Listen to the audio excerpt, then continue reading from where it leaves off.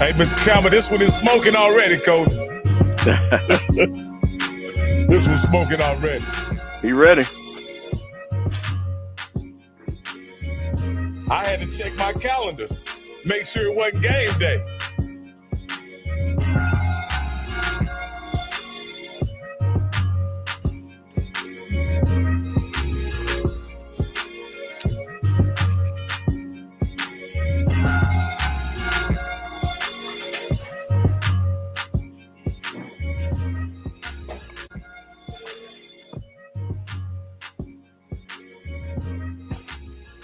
I'd like to welcome you all to HBCU Coach's Corner. My name is Rocky, and I'm with Mr. Campbell right here, and you all turned in to see the information and knowledge from the SWAC legend himself, Johnny Cole.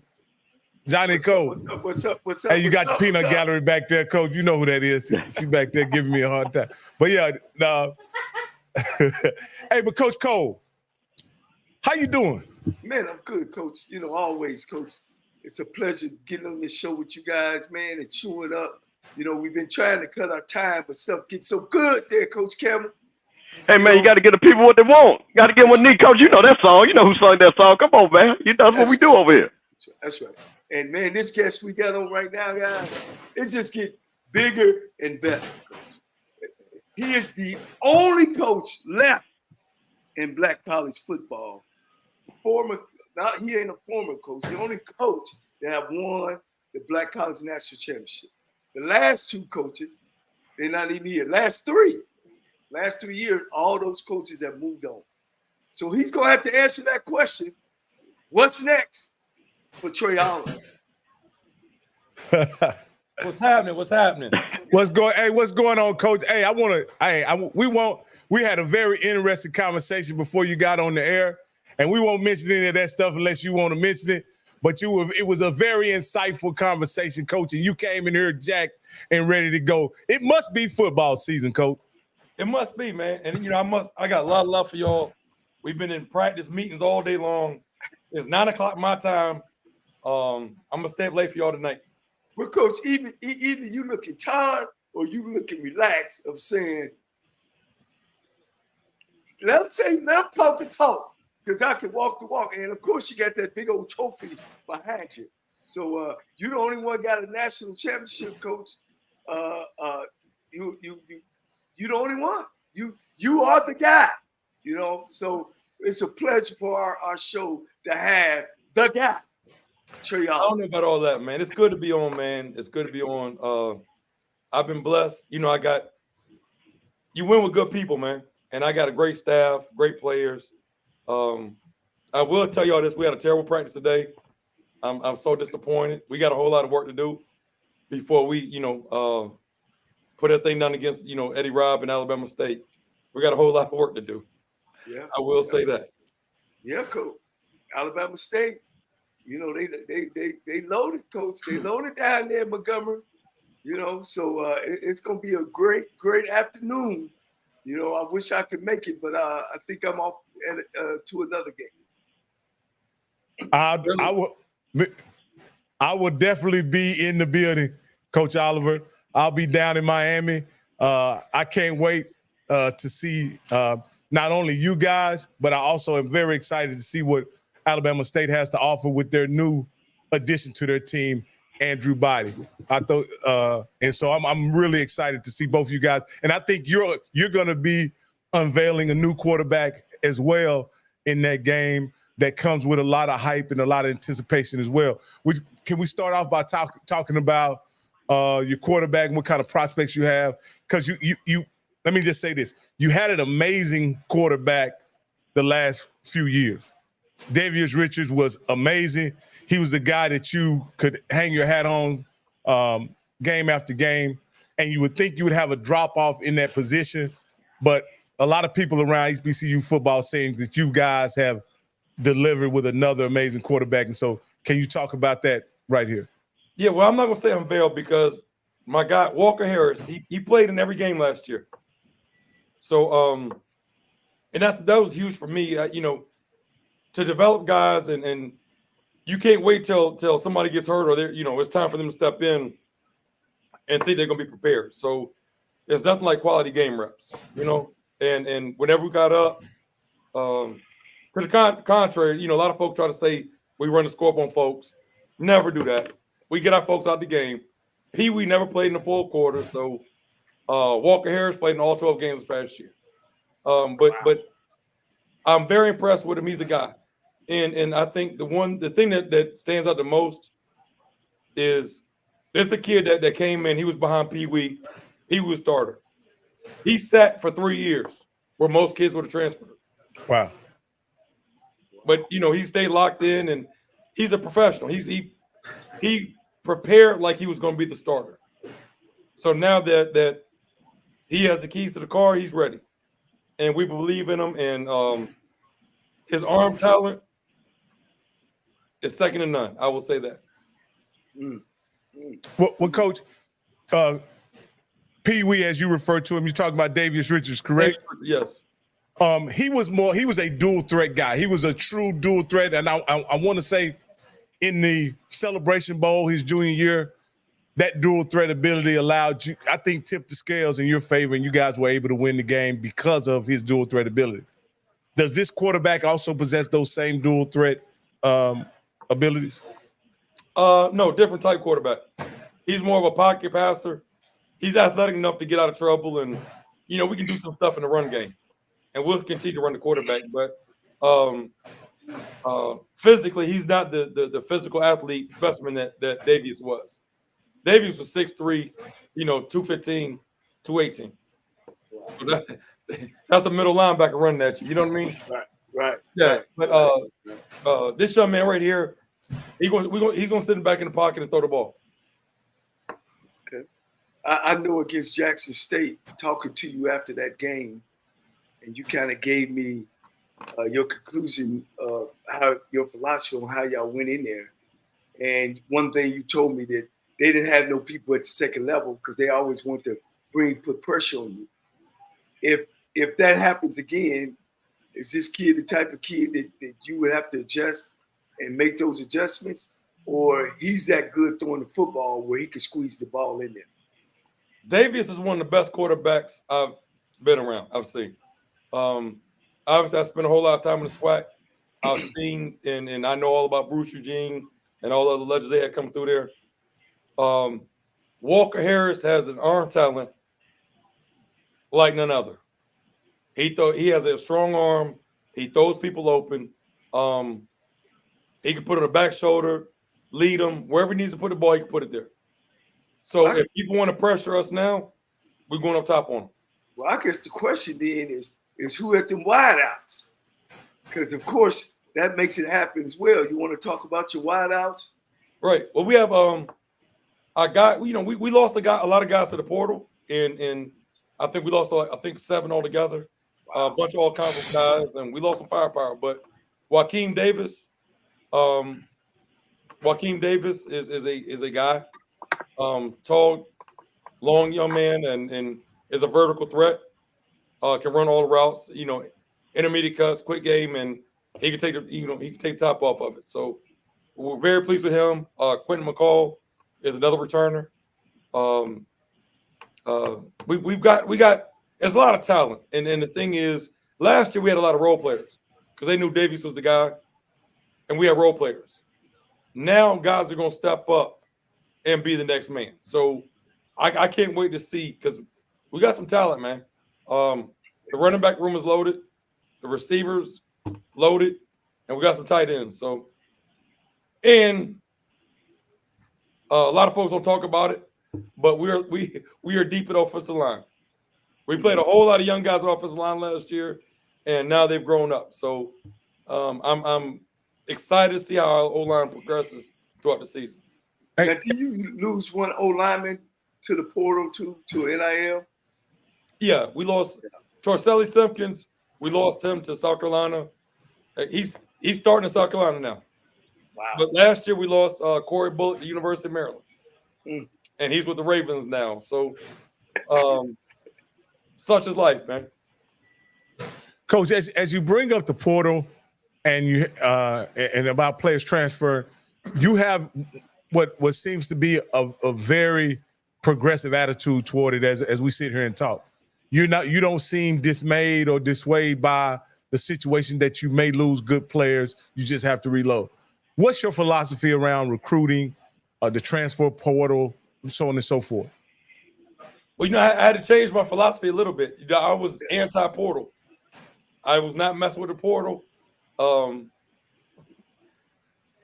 about developing, getting high school, student athletes in here and developing those guys. A lot of those guys that come from the transfer portal, a lot of them can't play, or a lot of them have baggage. And we always talk about culture over scheme and culture. I wasn't a portal guy. We lost some guys mid-year, so I had to, go in the portal to try to replace them. But the nucleus of our team is going to be, high school student athletes. Go ahead, Coach Campbell. Well, Coach, I want to keep on the theme because I remember, and I want to say right after you won the Celebration Bowl, you talked about your philosophy. You said, listen, and as you said, I want to develop players. We're going to recruit players. We want to build them in-house and keep that continuity. Coach, I believe that you're still doing that, but I want to talk about, you have a 26-member recruiting class, but the crazy thing is, and I look, 14 of these guys are from North Carolina. How are you keeping that thing homegrown? Because North Carolina has so much talent. How are you keeping these guys and saying, hey, either through the portal or recruiting, saying NCCU is the best place out of all those schools in North Carolina? Well, and I'll say the other half of them probably came from South Carolina. South Carolina's loaded. That's my secret right here. South Carolina is absolutely loaded. We got the Gatorade Player of the Year from South Carolina, running back, Zion Dobson. Wow. I think, when you recruit them, it's about relationships. And we were able to get a lot of great high school talent because everybody, all the other coaches are in the portal. So we go to high schools and continue to grind, and they look at the success that we've had. They look at our brand. They look at our schedule, who we're playing, the teams that we're beating. It's not just we're successful within our conference. We've been successful out of conference. The CAA, whether it be Elon,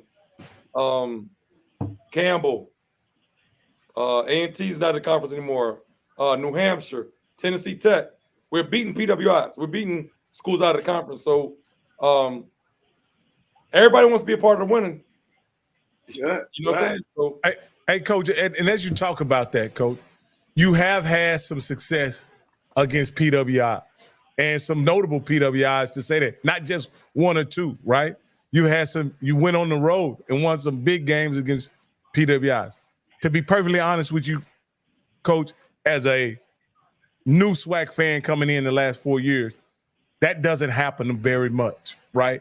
Why are you able to do that when so many other schools are in SWAC and in the MEAC, and also the independents, or not the independents, but North Carolina A&T and Tennessee Tennessee State, they aren't able to do it, and they're in those conferences. Why are you able to do it, Coach? Well, I think is we talk about be great, and the big thing is about like belief and believing you can do it. So when we come in, whoever we're playing, our kids gonna believe that we have a chance to win the game, or we're gonna win that game. So let's put the ball down and see. And I can't. I take my hat off to my coaches. They have great game plans and all that stuff, and have our guys prepared. So when we have an opportunity, let's showcase who we are, our brand, and what we're about. And we come in there like we coming to play. We're not coming in there hoping we keep the game close. And you hear coaches talk about, we lost by one possession, or we only lost by 3 points. That's a loss, man. That's a loss. We going into the game. Bottom line. It would be remiss if I did say the last coach did it. I happened to grow up with him, and he was at Tennessee State, but that was back in 1998, 99. And Coach, it's been 24 years, Coach. You are the only African American coach at an HBCU school that's done that consistently, and that's hats off to you and your program. Well, Coach, You know, you got Chinnisberry now for South Carolina State. We had him on. He was on for 2 hours, coach, and he gave us the whole rundown. You're playing Eddie Robinson at Alabama State. You taking on the big boys. Coach, how you feel where you are in your program as far as the years you've been there, and just where you are as a program? Is it I need tougher? to talk to y'all offline about what Chinnisberry gave y'all. I need to see, I need all this little whatever his little secrets and stuff. Because Chinnis about to come in here and he trying to cause some havoc, or you know. But I love Chinnis, man. That's my guy. You know, he was the offensive coordinator at Southern. I was defensive coordinator under Odoms at Southern. Wow. So I have the utmost respect for Chinnis. We talk all the time. Of course, Eddie Robb is a legend in the SWAC and great ball coach. But when I got here in 2019, you have all the answers when you're not. You got all the answers when you in the other seat. It's easy as assistant. When I was on the Broadway, man, why Broadway doing this and why Broadway doing that? And he used to always say, when you get your own program, you can do it your way. But 19, it was a struggle. That was probably the worst year of my life. We were terrible. They used to call you young coach. I said, who's that at North Carolina Central? Oh man, here young coach. Yeah, I was definitely a young coach, man, trying to figure it out. But it's about people, man. We got to say, and people make you powerful. And I got the right folks in here. Had some staff changes, and got some people in here, and I thought were good recruiters, good teachers, great people. And there's a lot of really good football coaches out there that are not good people. There's a lot of good people out there not good football coaches. So you have to find the right mix and get the right people on staff. And I've got really, really good coaches here, man. I got Jesse Thompson. He was defensive coordinator down at Mississippi Valley. And, he's here from the Delta. And he's done a great job with our safeties since he's been here. But it's all about people, man. And being able to reach the young men, love on them, hear them, talk to them. And that helps try to keep them out the portal, but at the same time, develop them. And that's what it's all about. Coach Oliver, I want to ask you this too. And this goes back, touch on a little about your schedule. And I want to know this. I look at your schedule, and your schedule is very unique as it relates to other HBCU schools. There are no Division II schools. There are no NAIA schools. These are all Division I schools on your schedule.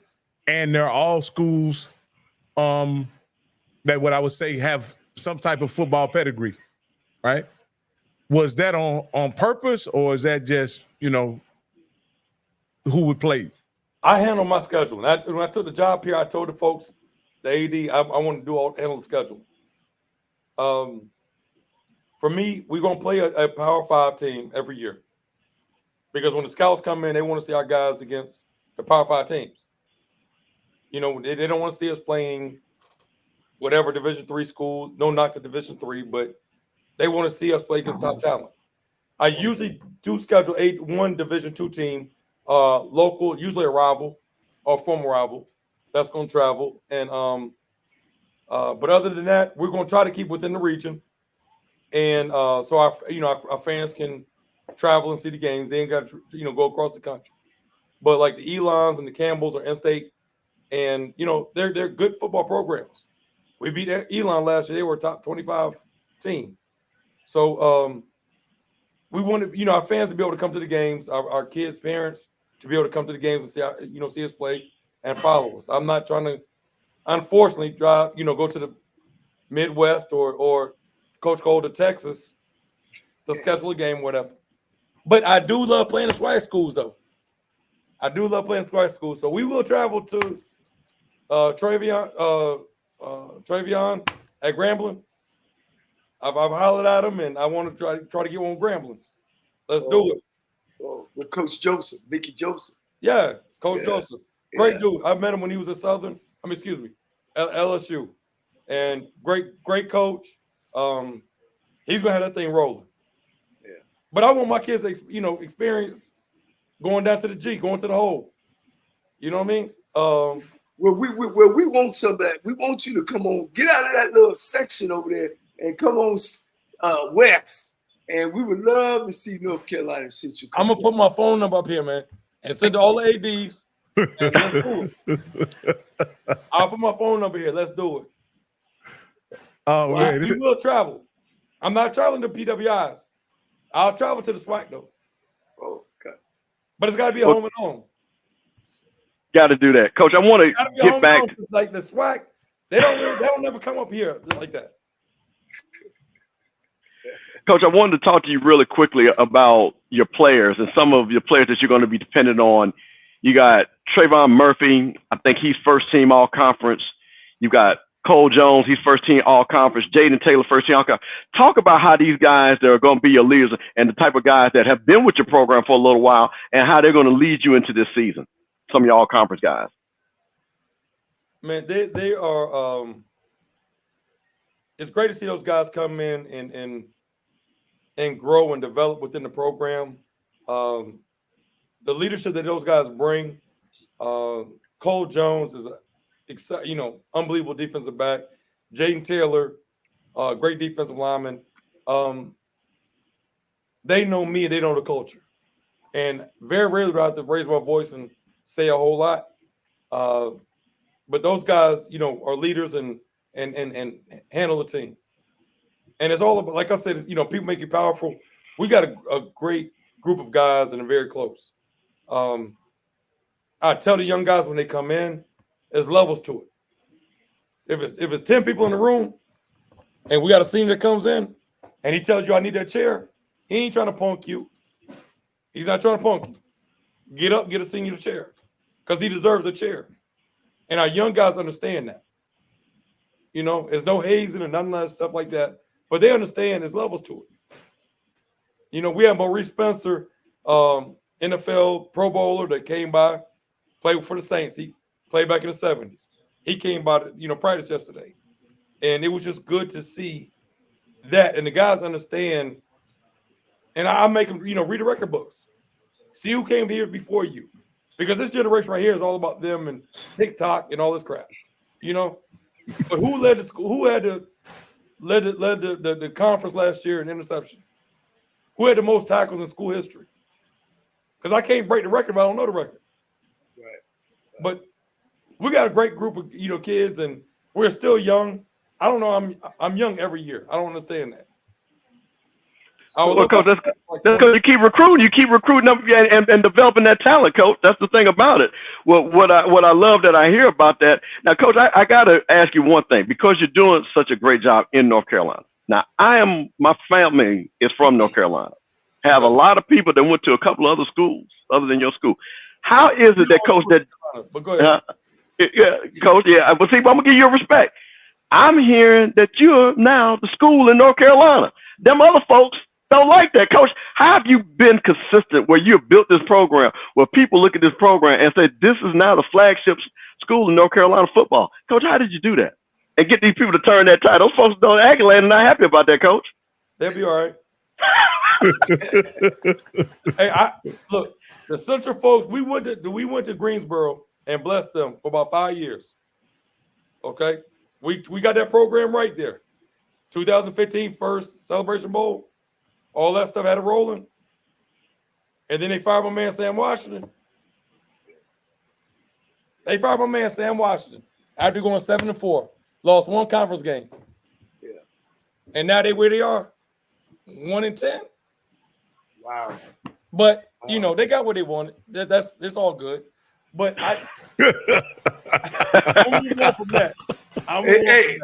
And just to piggyback off it for the people watching, North Carolina got 22 colleges that play football, something like that. Probably closer to 30. Yeah, I know. Back when I interviewed, I interviewed for North Carolina Central twice. Broadway got it the last time, and Rudolph, or was it Randolph Rudolph? He got Rudy it. Abrams, maybe. Rudy Abrams. Yeah, he beat me out the first time, and Broadway beat me out the second time. But that out recruit all those schools, man. You guys are doing a fabulous job. That's So what it's now- all about. You got to. It's all about players, man. Yeah. And you got to. It's about the players that fit your program. And we talk about culture over scheme. The culture. It don't matter what place you run. You run the ball, throw the ball. Whether you're 4 down, 3 down with defensively, play man or zone. It don't matter. If the culture in the building is not right, it's not going to work. And we recruit kids all the time, and it's some like really, really good, talented kids. But some of them we don't offer, some of them we don't take because they don't fit the culture. Kids come on a recruiting visit, official visit, and they always looking at us. What they look at the school central and the coaches, all that stuff, and they looking. But we looking at them the same way they're looking at us. If a kid don't open the door for his mama or is not respectful to his parents, he's not going to respect us. So it's been plenty of kids that we bring up here on visits that we want their offers, but after they leave on Sunday, he don't fit our program. He doesn't fit the culture. He's not going to make it here. And our team GPA is over 3.0. Wow. We did over 5,000 hours of community service last year. Football. We did not have one kid. Y'all going to think I'm lying, though. I know this. We did not have one kid that needed summer school to be eligible. Wow. We had 90 kids here working out this summer. Not one kid needed summer school to be eligible. Everybody was eligible in May. Wow. So it's all about the culture, man. You get kids that are college student athletes. You go to a camp and you see a group of kids and you like, oh, all right, cool. And you see like 2 or 3 kids that are real silly. Talented as hell, but they're like real silly and immature. They're not going to fit our culture. But you find a good 2-star, a good one star that's hungry, that loves football, you got something. But you got that 4-star that's silly and think he's all that and don't want to listen. Nah, y'all got it. Now, Coach, looking at your team, man, you sit back looking so relaxed and so confident. That's because I'm tired, man. I ain't relaxed. I'm not confident. We had a terrible practice today. So what part of the game that you think, or your team that's ahead? You think the defense ahead, the offense ahead, or they right where you want them to be at? We're definitely not where I want to be at. Okay. It's as a head coach, you're never happy. Because when the offense is doing good, apparently the defense isn't stopping them. If the defense is lights out, the offense can't move the ball. So I'm never happy. But right now, I think overall we're just too inconsistent. We have a lot of bright spots, but then, you have some lulls and guys are kind of cruising a little bit. We got a strain. And to me, every time we go out there, every day is game day. So we have a very tough schedule. And I tell the guys, everybody in the country is doing what we're doing. It's all about the level that you're doing it. So, these coach speeches and all this coach talk and all this, that sounds good. But them kids got to go. Them players got to play. And I need to see it every day. And unfortunately, I didn't see it today. I was disappointed. I did not see it today. Now, Coach, what day of practice is this for you, Coach? Day 7. Day 7. Yeah. Okay. Oh, that's right. Y'all came in a little earlier than most people. Right. So, we definitely got some work to do, man. Because I know Eddie Robb got them daggum. It's 2 things that's gonna be on the popping down there. That Alabama State, the football team, and what they call the honeybees. Because you be checking out the honeybees. The honeybees, man. Much respect. Now you go. Go ahead, Coach. You now you know the new office coordinator down there, don't you, Coach? Did you work with him? Yeah, Chris Barnett. Yeah, offensive coordinator. We were at the school in Greensboro together. We don't talk about them here. But yeah, he was offensive coordinator there, well, quarterback coach there, and I was a safety coach. Good friend of mine, great guy, and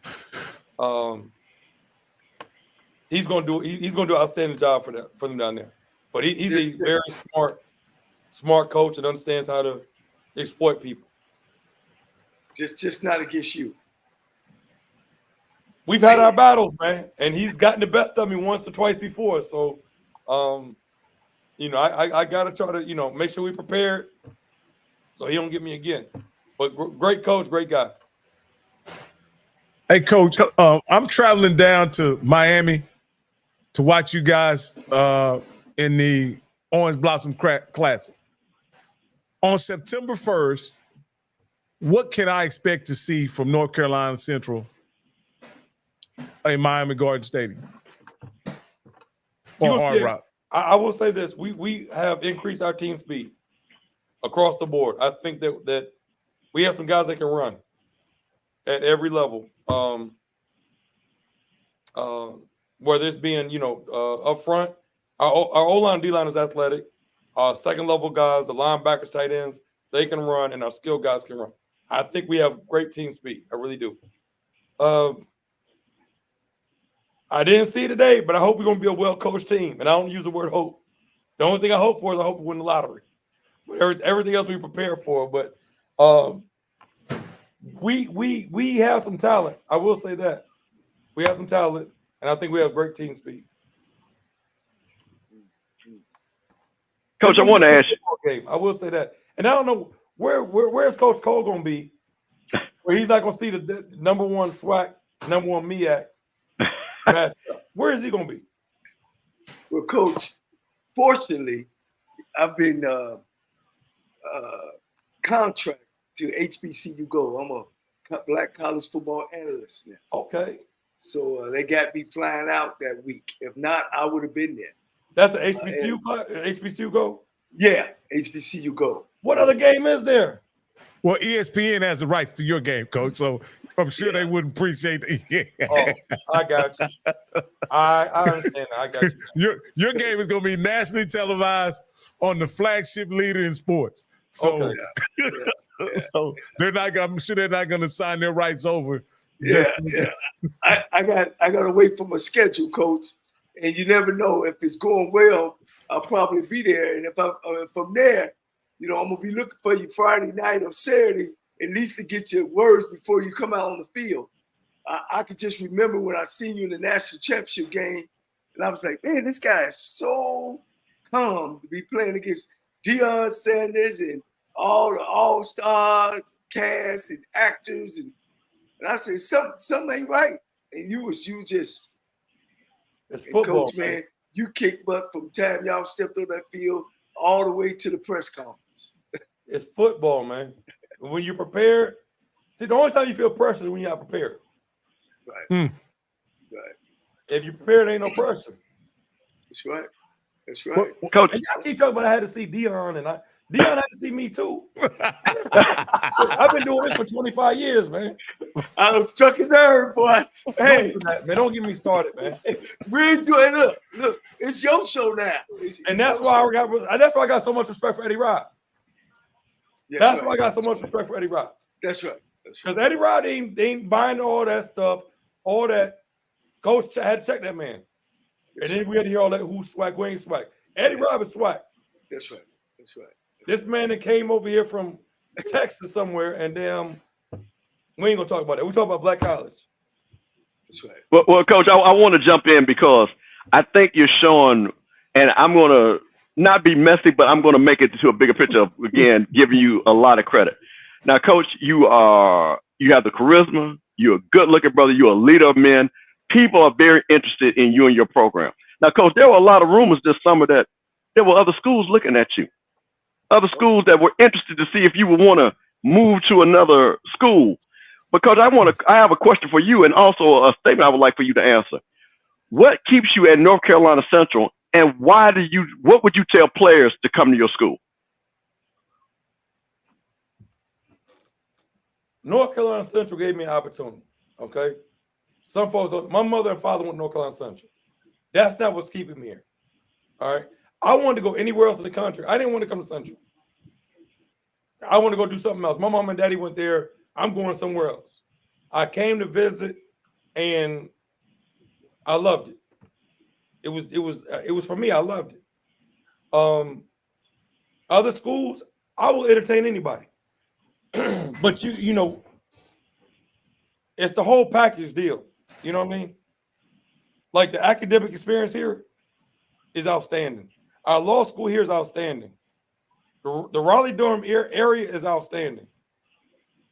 I'm from Virginia. I'm 3 hours from my parents. You know, proximity. I love Central, man. It's good people here. It's good people. I go in the cafeteria. The people in the cafeteria, we laugh and joke.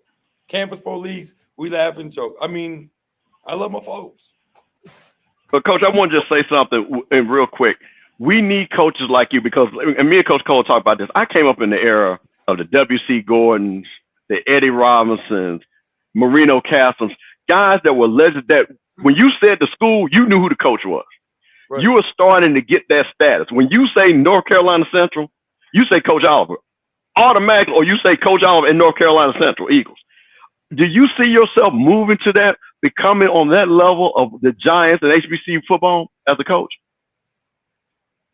That's my goal. You know, I've never been one to do anything for money. I never had money.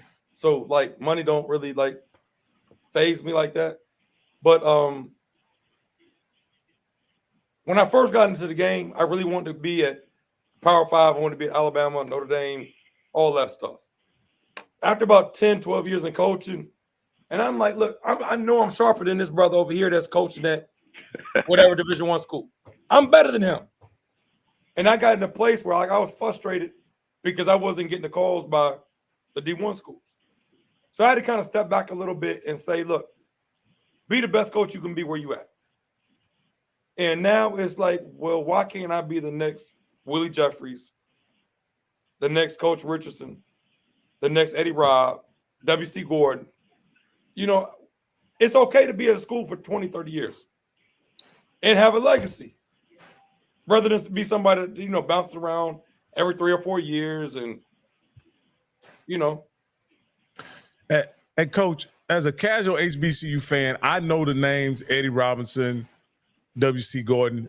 Even as a casual HBCU fan, those names became household names within the culture. Coach, now it seems like with HBCU coaching, they turn over at such a high rate. And as doing my research, Coach, you're one of the longest tenured coaches in HBCU football, and you've been in North Carolina since 2019.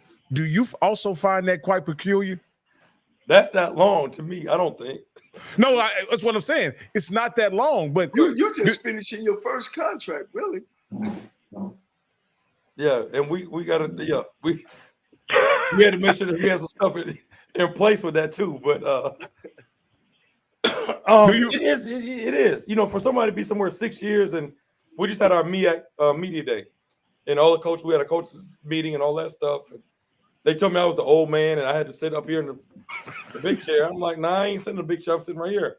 Last time I sat in this chair, we won championship, so I'll sit right here. But you know, I don't. You know, it's ironic y'all say that. I don't feel like I'm the old man, but yeah, it is a lot of people. You know, a lot of turnover and folks jumping and moving. You know, moving to other schools. I really wanted to build something and enjoy the fruits of my labor. You know what I'm saying? As a coach, you know, you may be in a very secure situation. Never. So to speak. I ain't no coach in no secure situation. But go ahead, man. I appreciate it. No, what I'm saying, Coach, is as a fan, and that's what I am. I'm a fan, Coach. I look at the turnover the last 3 years, and there is no. How does a team build continuity? How does the conference build any continuity with that much turnover happening? You can't. There's no way you can do it. And you know, I'll tell you a thing. You know, some folks reached out. I'll clear the air. FAMU never reached out to me about a job. I never interviewed for a FAM job. I never even talked to anybody about remotely going to Florida A&M. Okay, there were other people that reached out. XFL when they were, you know, rocking and rolling. But my quarterback Davies, when he was here his junior year, a lot of folks threw him a lot of money, put a whole lot of money on the table. And I told Davis, I said, listen, man, you can have a great career here, be in the record books, Hall of Fame, all this stuff, have a legacy. If you leave us and go to a Division I school, we don't know how it's going to turn out. You might not start. You might start. Y'all might have a losing season. Ain't no telling, man. But he bought in and committed to us and stayed here where he could have left and got money. That same year, when people come asking me about leaving for more money, it's like, dang, I just told this kid don't leave for the money. It's not about money. But yet I'm thinking about doing the same thing. There was no way I was going to leave Davies his senior year. There was no way. There's no way I can tell the kid don't leave for money, and then at the same time, I'm here trying to, find a bag. That's not me. So it's got to be a sense of loyalty, and my administration knows that I'm loyal to the school. That doesn't mean I'm gonna be here for the rest of my life, but I'm not looking to pick up and jump ship at whenever my phone rings. Well, Coach, being a head coach before, are they taking care of your assistants as well? They ain't sleeping in their offices and getting an apartment together. Are they also taking care of your assistants? That's why they ain't leaving. My guys, I've had some that have left. I've had some turnover, but they've gone to the NFL. I got a bunch of guys that went to the NFL and Power 5 jobs. My last coordinator, he's at University of Miami. The coordinator before that was in NC State. I had an O-line coach. He's an assistant O-line coach at Pittsburgh Steelers. My other O-line coach is the O-line coach at University of South Carolina. So I've had guys go get big jobs, big jobs. But my guy's not going to leave me for other schools in the conference. No, we take care of them. Yeah, well, I take care of them and their families. Yeah, they good. That's good. That's a good thing. That's a good thing. Coach, Coach, I want. Go ahead. Okay, I just wanted, because you made when you said that, Coach, but this is what people really like about you. Now, Coach, you asked about rings and things like that. Coach, you made a famous quote that went all around the HBC world about rings and the different levels of rings. All right, talk about it. Now, Coach, what is the difference between a co-championship ring and an HBCU national championship ring? What is the difference between that, Coach? That you had to let everybody know that. See, I'm gonna tell you this. My mama hate when I do interviews and get on podcasts. My mom hates it. All right, let's talk business. All right. The MEAC, when Fam, Cookman, Hampton, and North Carolina A&T left, the MEAC did not change their tiebreaker deal. Okay. So we have one loss. Howard has one loss. We smoked Howard. We both have one loss. Supposed to go head to head. We won the game. It won't close. Yeah. So, like, how we doing to save co-champs? Even if you don't change the rules, whatever the case may be, as a coach, I ain't gonna speak about nobody else. I'm not buying my team no rings when we go 5-6 and we got smoke. I'm not doing it. Wow. I'm not. The ring got to mean something, right, Coach? It got to mean something. But it's all good though. We had a 3-piece. We had cufflinks with ours. I had cufflinks in the ring, and it's a national championship. But everybody got to do their own thing. I mean, I guess hell, if I can fall up on a co-deal, I'll get a co-deal. But hindsight, it came up about a conference championship. We don't need a conference championship because, first of all, we play everybody. So we go head to head. Secondly, the week after, because like the big picture, all right? Some people don't, the big picture. The week after our last game, we start the playoffs. So in my mind, our scheduling, we have a tough schedule. We're trying to go for postseason play. It's Celebration Bowl or FCS playoffs. This past year, we didn't win a championship. Howard smoked us, all right? Howard got after us. They handled it. Howard beat us handily. Cool. We don't need no championship. Howard won it. Go to Celebration Bowl. But guess what we did? Went to the playoffs. So I'm not going to sit here and talk about a playoff game. A championship game after the season. Because, hell, we going to the playoffs. Right. But if you going, I ain't going to say that. Y'all trying to get me in trouble. Y'all trying to get me in trouble. Well, That's my deal. So, like this year, we go 9-2. We have one loss. We lost to UCLA. We lost to Howard. Howard deserved to go to Celebration Bowl. They beat us. But hell, we going to the playoffs. Coach, who would you say right now, Coach, is the best HBCU program in the country? Don't do that. Besides yourself. Don't do that. Don't do that. Coach say he had a public call on that. I'm trying to get covered. All right, Coach, let's go back. You've coached. And I respect everybody, but I'm saying like the body of work, man. You coach. I respect everybody. I respect everybody. But if you look at the body of work, we top 20 last 2 years. We've beaten PWIs.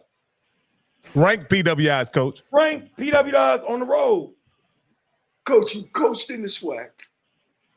You've coached in the MEAC. I did 4 years. I did championships in the SWAC. Championships in the MEAC. Been on championship teams. Distinguish the difference between the two conferences, or is it a difference to you?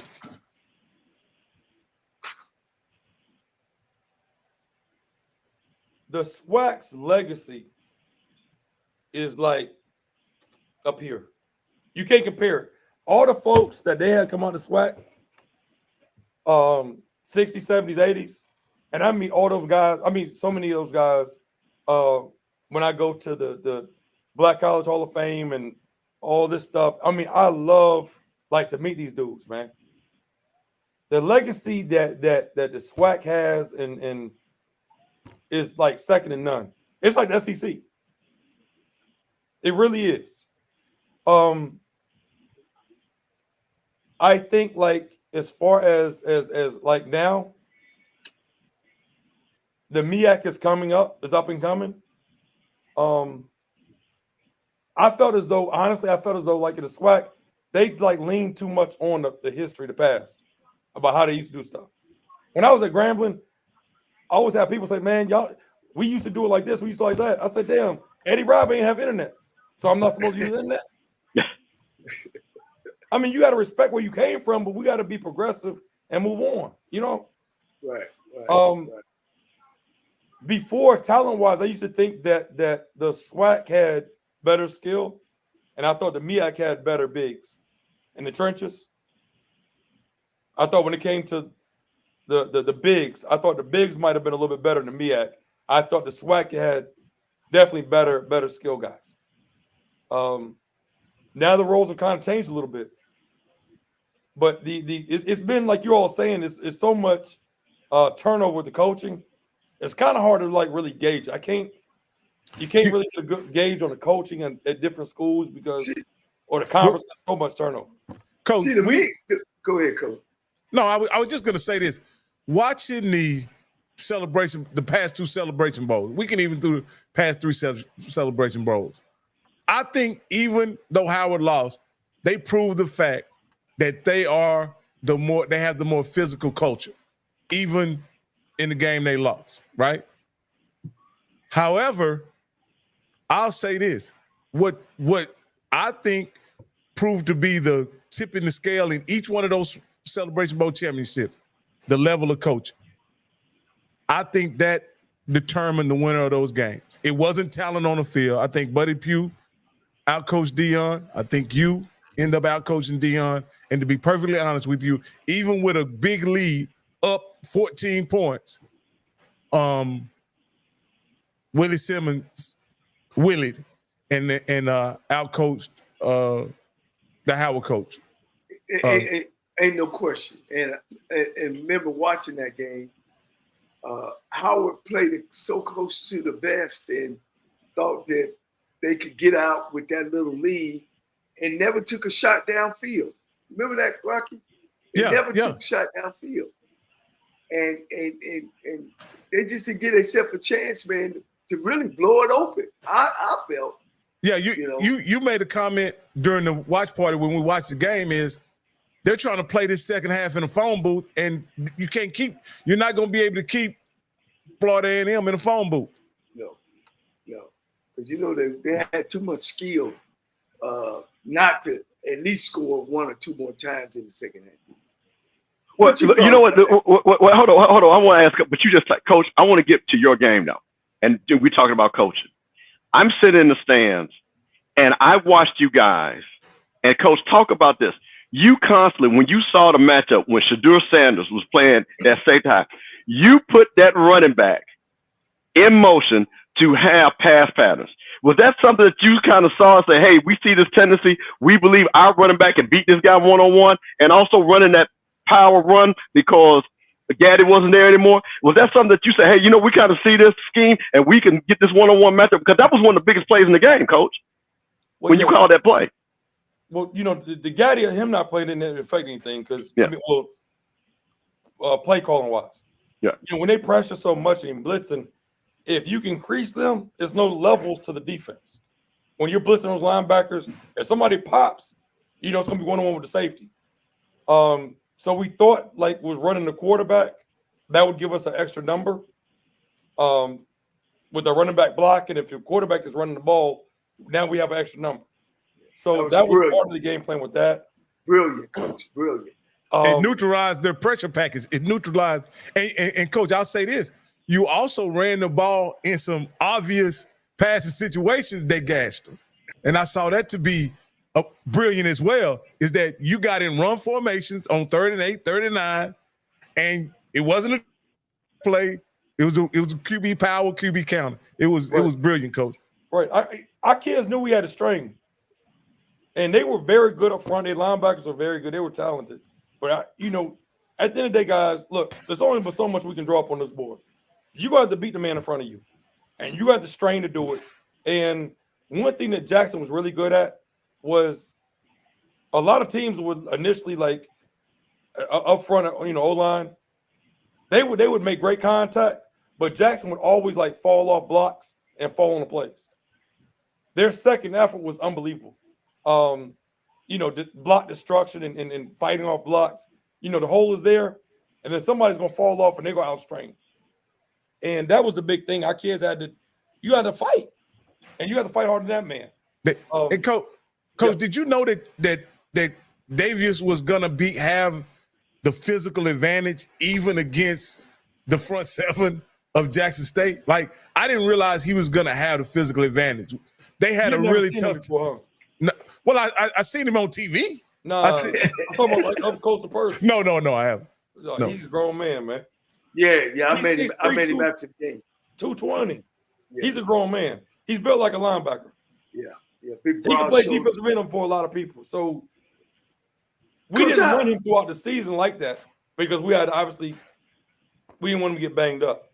Yeah. But this is, that's a championship game. You got to go. And he was, obviously he was prepared for it and ready to go with it. But that was the deal. And then obviously in the passing game, they played a whole lot of man. I thought that we could possibly take advantage of not Shador. What's his name? Shallow.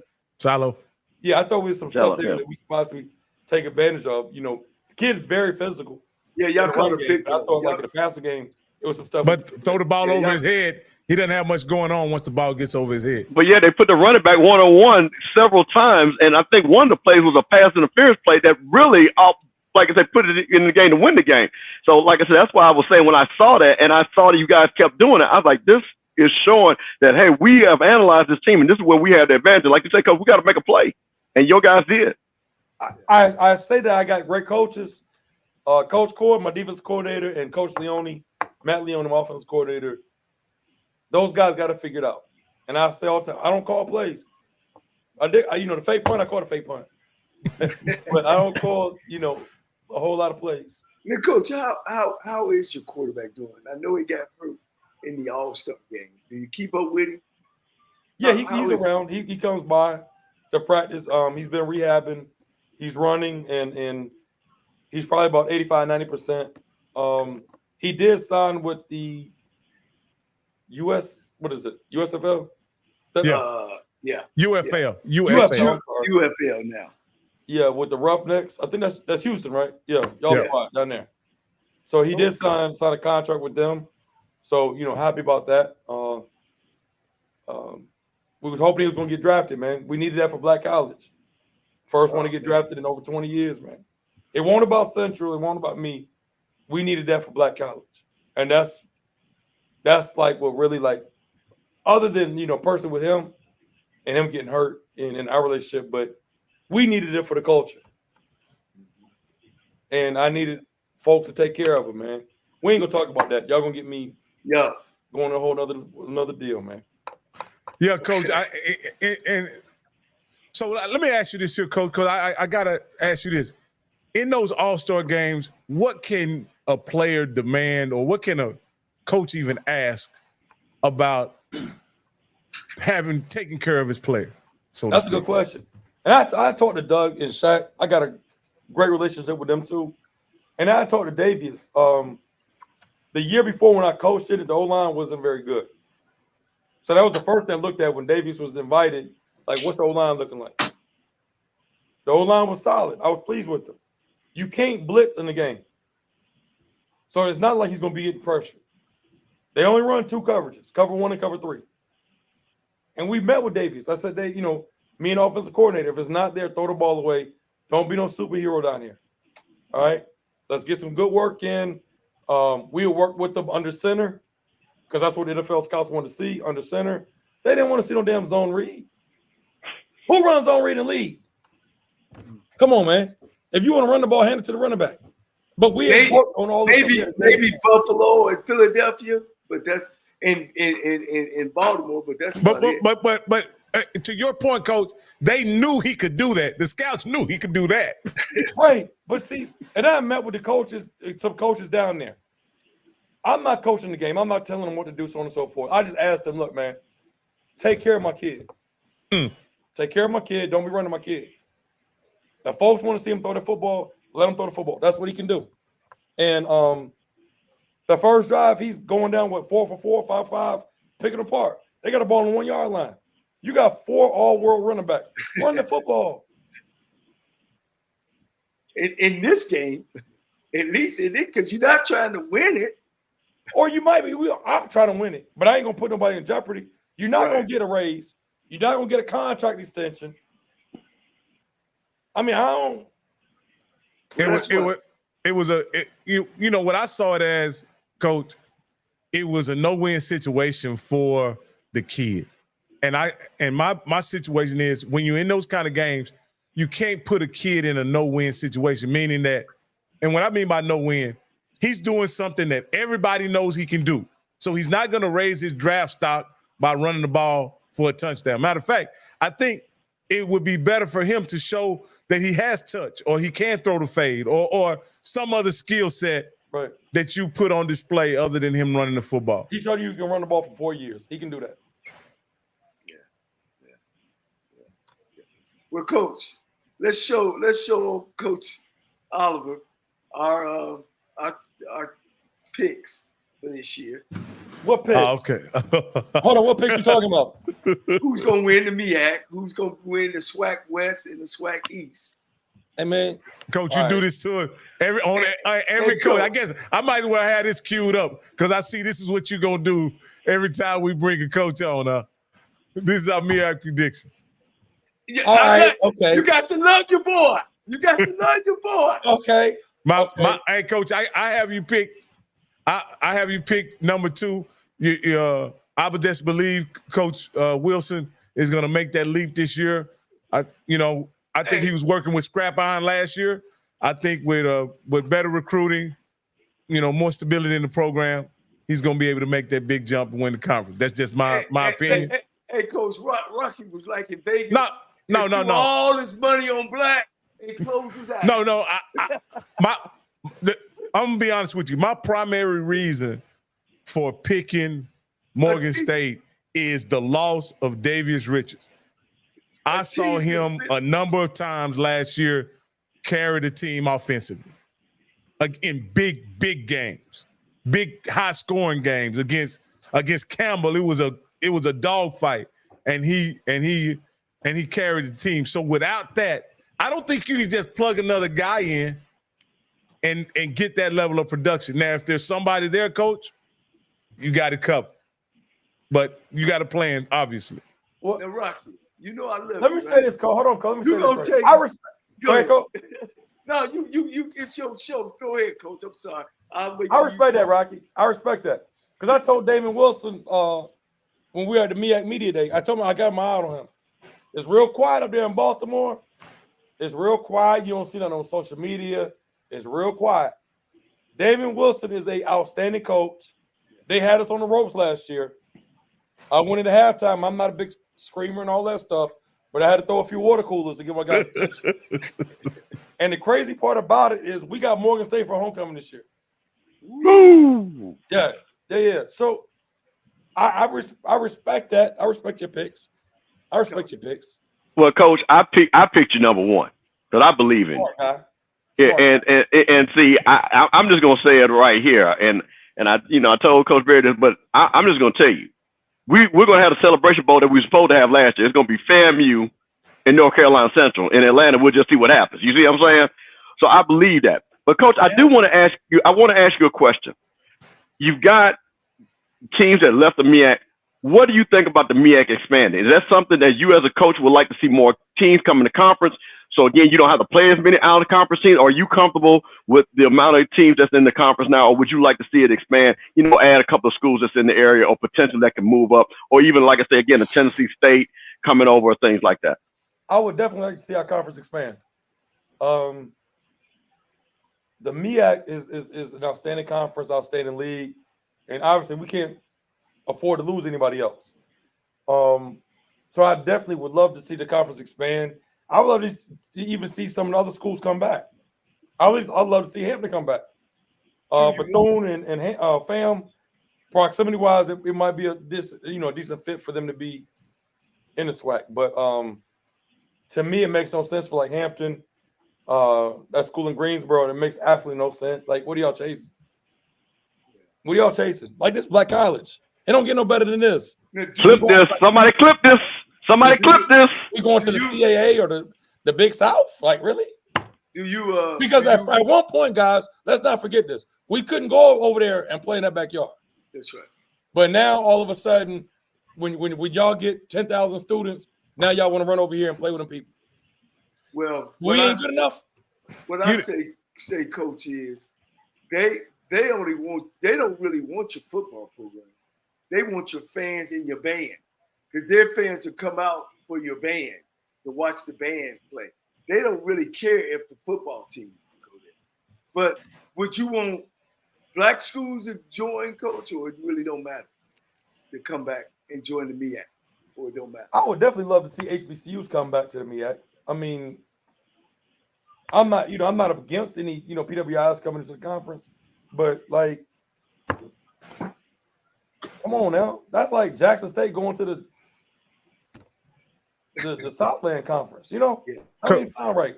Coach, I if I was a SWAC commissioner, one of my visions for the SWAC would be to acquire NCCU and South Carolina State in the SWAC.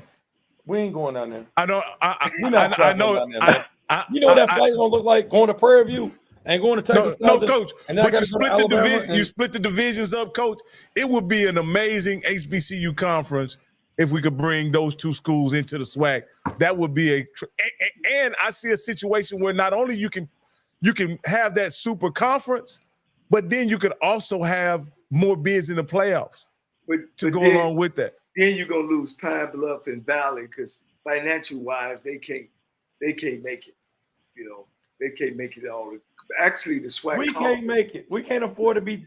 That's gonna be like the ACC now. Cal and all the people flying across. You don't think? I think that expansion could open up revenue streams and open up other markets for Black college football. I do like the super conference deal, but we got to make sure that we have an avenue to go to the playoffs.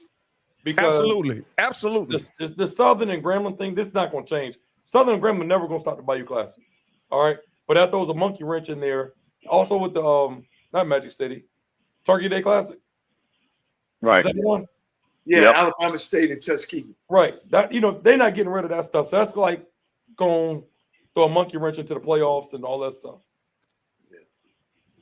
So give me the Celebration Bowl and FCS playoffs. I'm good where I'm at. Coach, I really appreciate that. I love you talking and carrying that flag for the MEAC, because I think also too the MEAC is an important conference just in the HBCU culture, just in Black culture. We need two strong HBCU conferences because they complement each other. Exactly what you're saying. I think that's what I see you saying is that we don't want to dilute what we have. Let's build what we have. Let's make it even better. So that's why I think I just want to be clear. I think that's what your message is for everybody that's listening. Definitely. And if I don't hold it down for mine, for my conference and my school, who is? So they want to go, Coach Oliver, man. He be saying this, or Coach Oliver, arrogant. Coach, no, I believe in my school. I believe in my conference. I believe in Coach Oliver. I believe in my kids. I believe in my staff. Well, Coach, it's such a great to hear you talk that way. Once again, our show is about exposing you and your culture and what you think, you're a family man, your philosophy. Hopefully our fans are getting it straight from you instead of all the rumor mill or whatever is going on. And it's good that we got you directly because we get some folks that does a lot of talking and don't know what they be talking about. I'm sure. Because they had you at FAMU, Coach. They told me up and down that you was coming to FAMU, and I said that man is not leaving that school that he has built up, that he has the pedigree, and he has that team ready to make championship runs. But Coach, I'm just trying to tell you, boy, your name was all in FAMU streets' mouth. Hey, let me say this though. What's crazy? It wasn't just like we had conversation and people from FAM would talk. We had talked. They said that I was on campus and had an interview. Yes, Coach. And I knew you wasn't. I knew you were not. And I had people calling me, oh, Mr. Carroll, I'm trying to tell you, that's who's going to be your next coach. Because people know, you know how that goes, Coach. Somebody knows somebody that knows somebody that think they know somebody. And I said, that man is, first of all, going to get a contract extension. He has set this team to be the powerhouse in that conference. He is not to say we wouldn't want you, because you are outstanding, coach. I want to be clear on that. You are an amazing coach. But y'all didn't Coach, want nobody but Cozy. Well, the thing about the coach is, it goes back to what Coach said. He's where he's supposed to be at. That's the thing about it. Why am I going to take him somewhere where he says that's where I need to be at? So that's what my thing is. That's why I was like, that man is not leaving there. And like you said, Coach, they had you on campus. Like the other guy that said they gave us some money and never gave us no money, Coach. Hey, hold on. All right. The last three champions is not coaching anymore. And you're one of those last three. Dion goes to Colorado. Simmons goes to Kentucky. Dude. Coach, win it again. Coach, what's your future, Coach? Be on the show. I know North Carolina Central, we love you to be there. But if $5 million come your way, Coach, let's just dream for a minute, Coach. North Carolina fans, he ain't going nowhere. But Coach, what would really get you up out of that chair and move forward? Because you are a great coach, a great leader, and I really feel that if you did get somewhere, you would also bring some of these Black coaches with you to make sure that you're giving people opportunity to move to another level. I'm a former DB, so we think a little different. You know what I'm saying? We think about like quarterbacks do. You know, it don't matter. I can do whatever level we at. You know what I'm saying? Right. Wherever I go, we're gonna be able to do this thing. But honestly, it's I hate to say it's not about money, man. It's not. Like $5 million is a lot of money, but it's about being happy, man. It's about being close to my folks. My parents, they come down to every game. You know, it's a 3-hour drive. They drive down Friday, stay at the house, kick it, go back Sunday. Well, Coach, North Carolina State, North Carolina and North Carolina, they ain't doing nothing in football. Man. That baby blue, baby, and you ain't got to change colors to go to South Carolina. The Gamecocks. There you go. Yeah, you know what I'm saying? This is my thing. I got peace to be like happy where I'm at. And if something comes up and it's the right situation, we can talk about it. But I'm happy, man. I'm not in any hurry to leave, but I'm gonna listen to everybody though. I will say that. I owe it to my family, I owe it to myself to listen to every conversation. But this is why I asked you that, Coach, because I know it's hard. My two gentlemen here, we were talking about the Simmons situation. And Simmons wanted to go coach Division 1A. But I remember I was saying, Coach Campbell, I said, offer him a 10-year deal. If you can't pay him $400, give him years where he know he's secure. Because some of us, and I think like, I don't have to coach over there at PWI to say I was a good coach. $200,000-300,000 for it would have been fine with me. You know what I'm saying? And some of us guys that graduate from black colleges, that's the way we feel. You know what I mean? That's the way we homegrown because we love the life of I'll say being this, around our people. The Willie deal, that was like, I don't think that was about money or years. Willie it wasn't Division I quarter. Yeah, it wasn't. It wasn't, Coach. You're correct. They could offer them $500,000. Well, Willie is a different animal than me and you. You know what I mean? He went to Clemson, and that was his thing. I was just saying in general that some guys like us that went to black colleges and went through, we're not trying to chase the money all the time. We be lovely just right where we are. But, you know what I mean? I think that's why your Marino Cassims, your Eddie Robinsons, your W.C. Gordon stayed so long, with your Jake Gaithers. They weren't trying to chase that. And those are the guys that instill stuff in us. And thank God we got more opportunities than they did, because they couldn't have gone to the PWIs. Right. But let me say this, Coach Cole. This is the problem I see while y'all having this conversation. And maybe it's not a problem. Maybe it's just the sign of the times. Of the last 9 Celebration Bowl champions, Coach Oliver is the only coach with a head coaching job currently. Yeah. So what does winning buy you on the HBCU side of the house? Does it get you security? It seems like it don't. Well, hold on. Because Broadway retired. But if you retired, Sam Washington retired, kind of got forced out, but he retired. Pete Richardson retired. Well, Pete didn't win the celebration. Yeah, he didn't play himself. The coach celebration. Right. Well, no. We're talking specifically Broderick Fobbs, who won. We won a national title in 93. Bob's a great coach. I don't know why we beat Buddy Pugh them in the national championship game. Yeah, that was the Heritage Bowl though, Coach. Coach Oliver was talking about the Celebration Bowl era. That's what he was talking about. Okay. Even if you look at this year, Coach, when you talk about coaches that played in it, I mean they coached the losing side. You're talking Fred McNair. You're talking Broderick Fobbs. You're talking. Well, of course, Dion, he lost twice and he went on to somewhere. But what I'm saying is, on when you look at those coaches, it's one coach that is still a head coach that has played in that matchup the last 9 years. There's only one guy that's still a head coach. I for whatever the reason, that doesn't speak to stability to me. Now, I'm an outsider. Well, this is, can I say this? And I'll give you history. When we used to go to those SWAC tours, and I think I said this before, Eddie Robson said, when people start taking over this conference, they don't know nothing about football, they're going to screw this conference up. And I think we in that era. We're in that era because if you can't even, and Coach Oliver say this, some of these ADs won't even hire you if you ain't been to a PWI as assistant coach. They won't even give you an interview.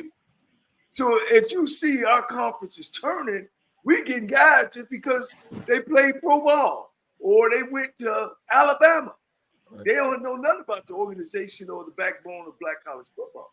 So that's the kind of thing that I'm saying, Rocky, that we have gotten away from that. We've gotten away from the Trei Olivers, the Pete Richardsons, the Eddie Robinsons. We're now just spinning our wheels out there trying to, and then when Dion came in, that really set us back. So that's what I want to say, just to piggyback on Coach Oliver's philosophy and how he feels about, I'd rather be with my people than be somewhere, you know, on a boat and I don't even know where the restroom is. Well, Coach, I'm gonna tell you this, and I know we're gonna be letting you go short, but I'm gonna tell you what I'm gonna do. I'm gonna be spreading a rumor that you're leaving every year so they can give you a raise. I'm gonna be the guy that's going. I'm gonna be that guy. I'm gonna put it out there, and you know, such and such school is talking to Coach Off. So those people at Central understand what they got and put that money together. Because I will say this as a FAMUan, when we thought we still had an opportunity for Coach Simmons, we raised $125,000 in less than 20 hours and had another $400,000 coming because we know a coach like yourself, what it means to the school, Coach, what you mean to the school, what you mean, you bring money to that school, you bring money to that city, you bring money to that university and things like that. So I'm just going to say this because we got a lot of Central fans like, do not take this coach for granted. So I'm just gonna tell y'all when y'all have y'all alumni meeting, don't shake his hand. Give him a little envelope too. So, Coach, I'm gonna do that for you. I'll say this: if Coach, for any fans out there, send it to the Riddick Football Foundation. Don't go to my house. I need it for my program, man. I need it for my program. Hey, Coach, hey, Coach, I'm good. Coach is good. I'll say this, Coach: if on September 14th you upset North Carolina, UNC. You won't be there next year. I guarantee you that. Man, and I won't be here either. You got a spot for me to sweep the offices out or something. Hey, look, I will say this, man. Me and our new chancellor are going to have to talk about that one after that game. We're going to sit down and talk about some things. Yeah. Really? Yeah. You not a money game guy, Coach? Oh, I am. We'll play one every year. I got to do one to help out. What they giving you, Coach? What they giving you? Can you let us? Yeah, Carolina's like, I think Carolina's 450. But they're only 15 minutes down the road. We ain't, y'all get to that's awesome. Now UCLA, they gave us like 750. But yeah. So you just got one this year though, right? One. Oh yeah, all we're playing is one now. I ain't my AD, my man Skip, my man. I love him to death, but he got to go raise money. I can't support the whole athletic department. So These Coach, money games, no, we're not doing Coach, that. does those money games go back to the athletic department or do they go to the general fund? It is not. Okay. It goes to the athletic department for the most part. Unfortunately, we need to talk and get a little bit more to football. Yeah. Okay. When it's come to football, it's going to the athletic department. But I know, we have non-revenue sports. We got Title IX that we got to take care of. So well, at least it's going to back to the athletic department. I've been going to places go to general fund. You know, so I can't. Yeah. I can't help everybody. I can't support everybody. I'll help the athletic department, but other people need to have some car wash or sell some fish plates or something. All right, Eagle fans, you got to stand up. The coach is trying to tell you. But one thing I did see, as soon as they started talking about Trei Oliver's in Tallahassee, and he's down at that chicken spot y'all got down there. NCCU put a press release out saying we currently in negotiations. They hurry up, let everybody know we talking, So I'm glad, Coach. I hope everything worked out for you and your family in that situation.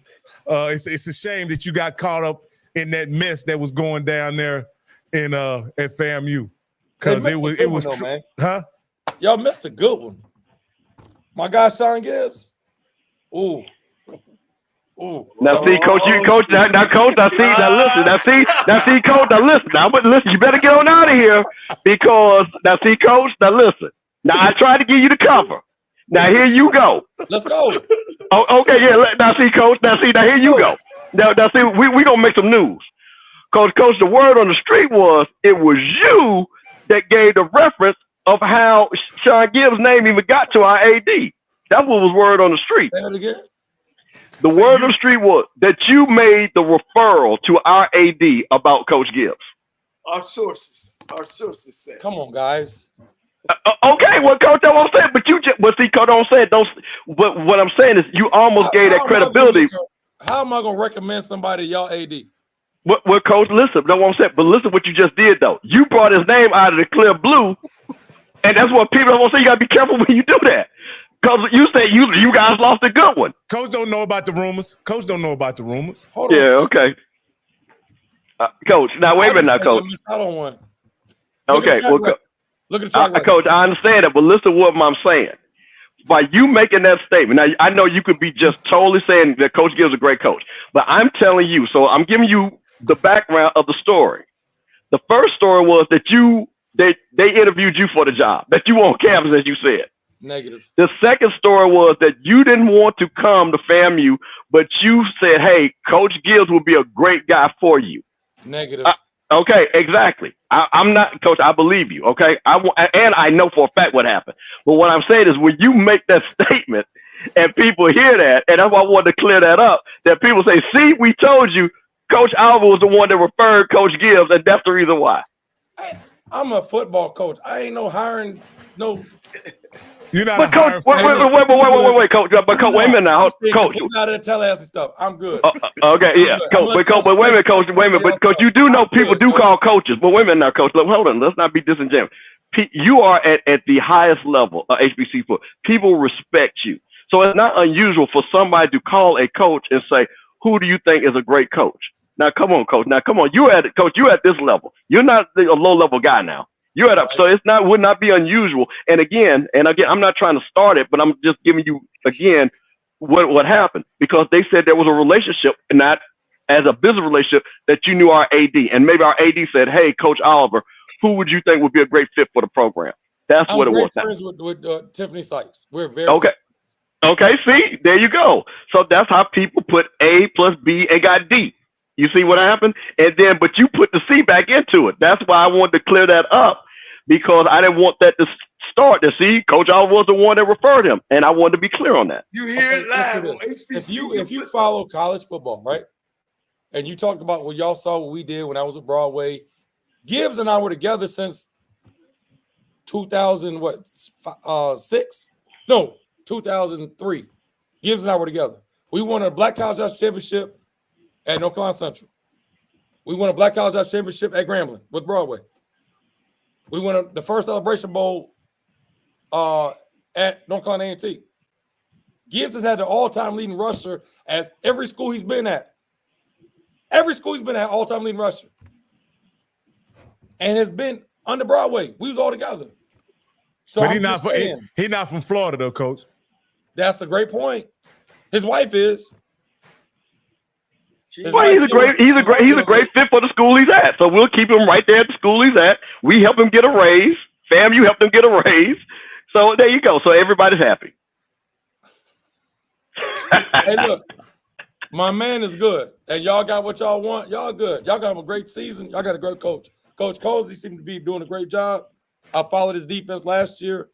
I don't know him personally, but I respect his defense and what they do. Well, because you know what, I want to say this. I appreciate your honesty, and you don't duck anything. So I'm going to just say this again, and I'm a big HBCU advocate. I grew up, my whole family. I'm going to say this. You are one of the most outstanding coaches, and Coach, you're going to be Absolutely. On that next level of Mount Rushmore. I'm going to see you there, and Coach, whatever you need from us, I'm going to support. So I'm just going to say, for all my Aggie people, all my North Carolina people, you got a diamond right here. And this man has been North Carolina Central. Central. I'm sorry. Eagle. Oh, yeah, I'm sorry. Central. No. That's that disrespect. No, Coach, it's not disrespect. And that's why I say, like, that's how you going? Come on, man. Oh, come on, Coach. I've been giving it to you, Coach. No, Central. man. How you come on, now, Coach. I was trying to help you get a raise, Coach. Come on, Coach. I've been trying to help you get a raise all night. Come on, now. Hey, man. Hey, Coach. North Carolina Central. Coach, how y'all got me on here with this, man? And that's like when we went to Celebration Bowl and Jackson State AD called. Oh, Coach, I know you're coming comparing that. Hey, but he's from Jackson, just like Ashley Robinson, so it may be a. No, see, Coach. Yeah, I am. Man, were you from Jackson? Listen, but my father's from Fayetteville, North Carolina. He ain't go to Jackson, Mississippi. All my uncles went to E. Smith. Where your daddy go? My daddy went to what high school did he go? Yeah, 71st is where he went. Right. Yeah, wherever the old one. Yeah. Oh man. hey, Coach Oliver, let me do this the right way, Coach. Coach Oliver, I want to thank you for coming on and sharing and be candid and honest with you. I know that you coach for North Carolina Central and you've won a Black National Championship at that school. And Coach, what you've been doing at that school, Coach, is phenomenal. In 5 years, you've turned that school into the class of the MEAC. And there's nothing that anybody can say about that. I appreciate the respect, man. All the kind words and everything like that, man. I will say this, though. I do interviews. I did with alumni. All that stuff, man. I got great coaches, man. I can't say enough about my squad, my coaches, my staff. I got some dudes in this building. And they make my job a lot easier. And I get way too much credit. I will say that. And now let me ask you this here, Coach Oliver. Because since you say that, because this is something I as a football fan, HBCUs don't pick from other successful trees. They're more interested in hiring their guy rather than picking guys from a successful program like they do in other, like the PWIs do. Do you think that's a positive or a negative, the way that they do hiring at HBCUs?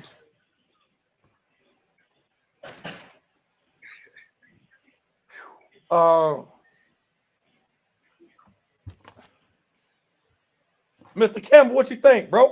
You talking about this one? 'Cause y'all got a whole lot of stuff going on. I'd rather hear from you, and the people rather hear from you than me. No. People tuned in to know. Hold on, wait a minute. First of all, we got a lot of people that tuned in to hear you. Let's be clear. I am just here to ask the questions that the people want to know and to make sure that everybody knows that you're the coach of North Carolina Central. Yeah, get that right. Oh, cause we know. Cause like I say, we know. I will say, but no, it's a lot of with the hiring process. You're always gonna feel more comfortable hiring somebody that you know and have worked with. I did that 1 or 2 times. It didn't work. I didn't hire the best person. I don't think. I jumped out there and hired some folks that I didn't know and didn't have a relationship with that were great coaches. So I think you got to be careful with that homeboy hookup stuff. Thank you, Coach. Thank you for being honest, Coach. You got to be careful with the homeboy hookup because that'll get you done up. It will. No, hey, me and Coach Cole, we fight like hell for this job. They didn't give it to me the first time I interviewed. Hell, they gave it to Jerry Mack. Yeah. And it was probably the right pick because Jerry Mack did an outstanding job. Yeah. He did an outstanding job, and I couldn't get in my feelings about it. I supported my school and continued. Did he win a national championship, Coach? Sir? No. Did he win a national championship? No. Yeah. No, he didn't. No. It was a five-way championship. When they lost the Celebration Bowl to Helmgate when the boy took a helmet off against Grambling. Yeah, yep, they lost to Grambling. Yeah. But he did a great job. Outstanding job. They won 3 championships in a row back to back. And where's he at, Coach? He's in Jacksonville Jaguars. Jacksonville Jaguars. Okay. He just left the University of Tennessee. Right. He's a running back coach up there. I have a son on staff here. His son is one of my student assistants. Yeah. Awesome. Yeah. I recruited Jerry Mack out of high school. One of mine. But hey, Coach, man, we gonna let you go. I know y'all in the deep thick of it. We got your boys coming down. I don't know if I'm gonna make it. I'm gonna check my schedule again. If I can make it, I'm gonna make it. If I don't, I'm gonna catch you in the Celebration Bowl. Yeah, get on that private jet, man. I know you got it. Get on that private jet and come on. Yeah, they play on Sunday, Coach. You can leave where you're at because I think you're gonna be on the East Coast. If I'm not mistaken, come on down to Miami, Coach. Yeah. Hey, Dad, can I get a sideline pass? I might give you some headsets, Coach. Oh no! Hey, come on. Coach, hey, the NCCU said we get 13 coaches now. I can use 2 more. Hey, Coach, I got a question. If I come up there to North Carolina on September 20th, if I can't come I can't come. Coach, I go to 21st. I can't go. No, stop in Greensboro. Don't come all the way to Durham. Durham ain't gonna treat you well, man.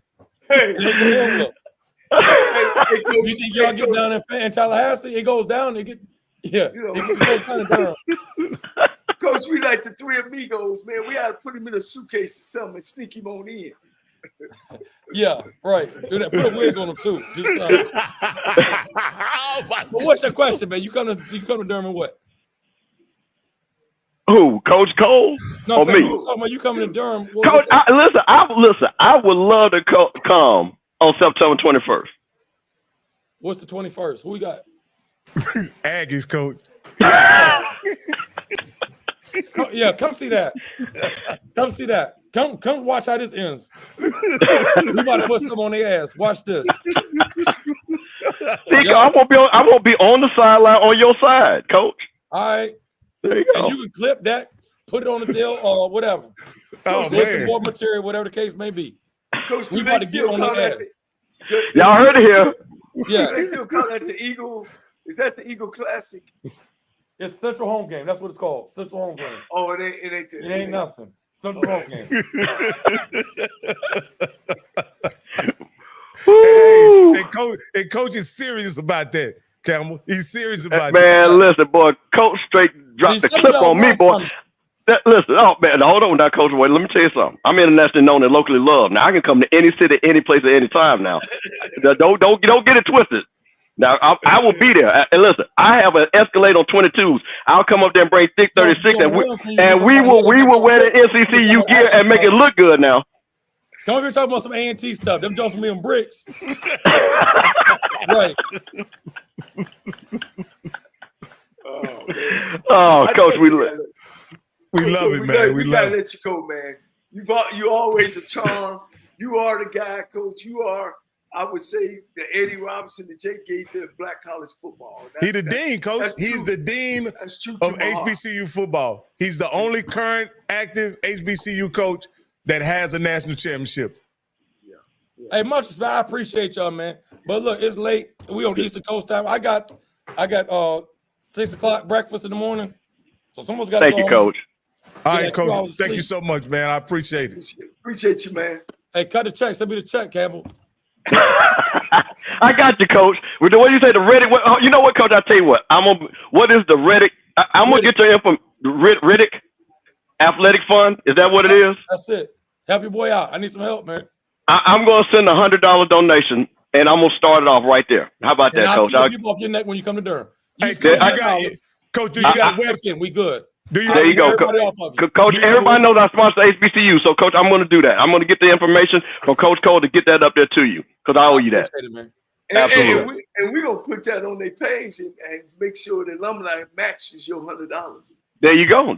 Hey, Coach, I'm good for a challenge. Ask the folks from Grambling, Jack State, FAMU. Hey, Coach, I help raise that, Coach. I help raise money now. Raise $100,000 for FAMU.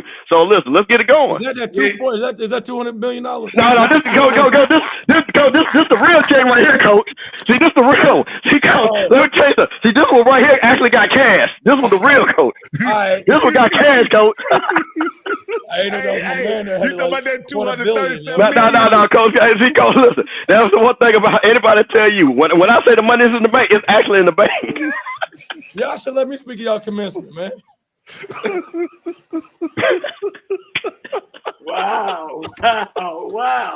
I'm just saying. Oh, my I'm just goodness. saying. I ain't got no money, but I got a championship. Woo!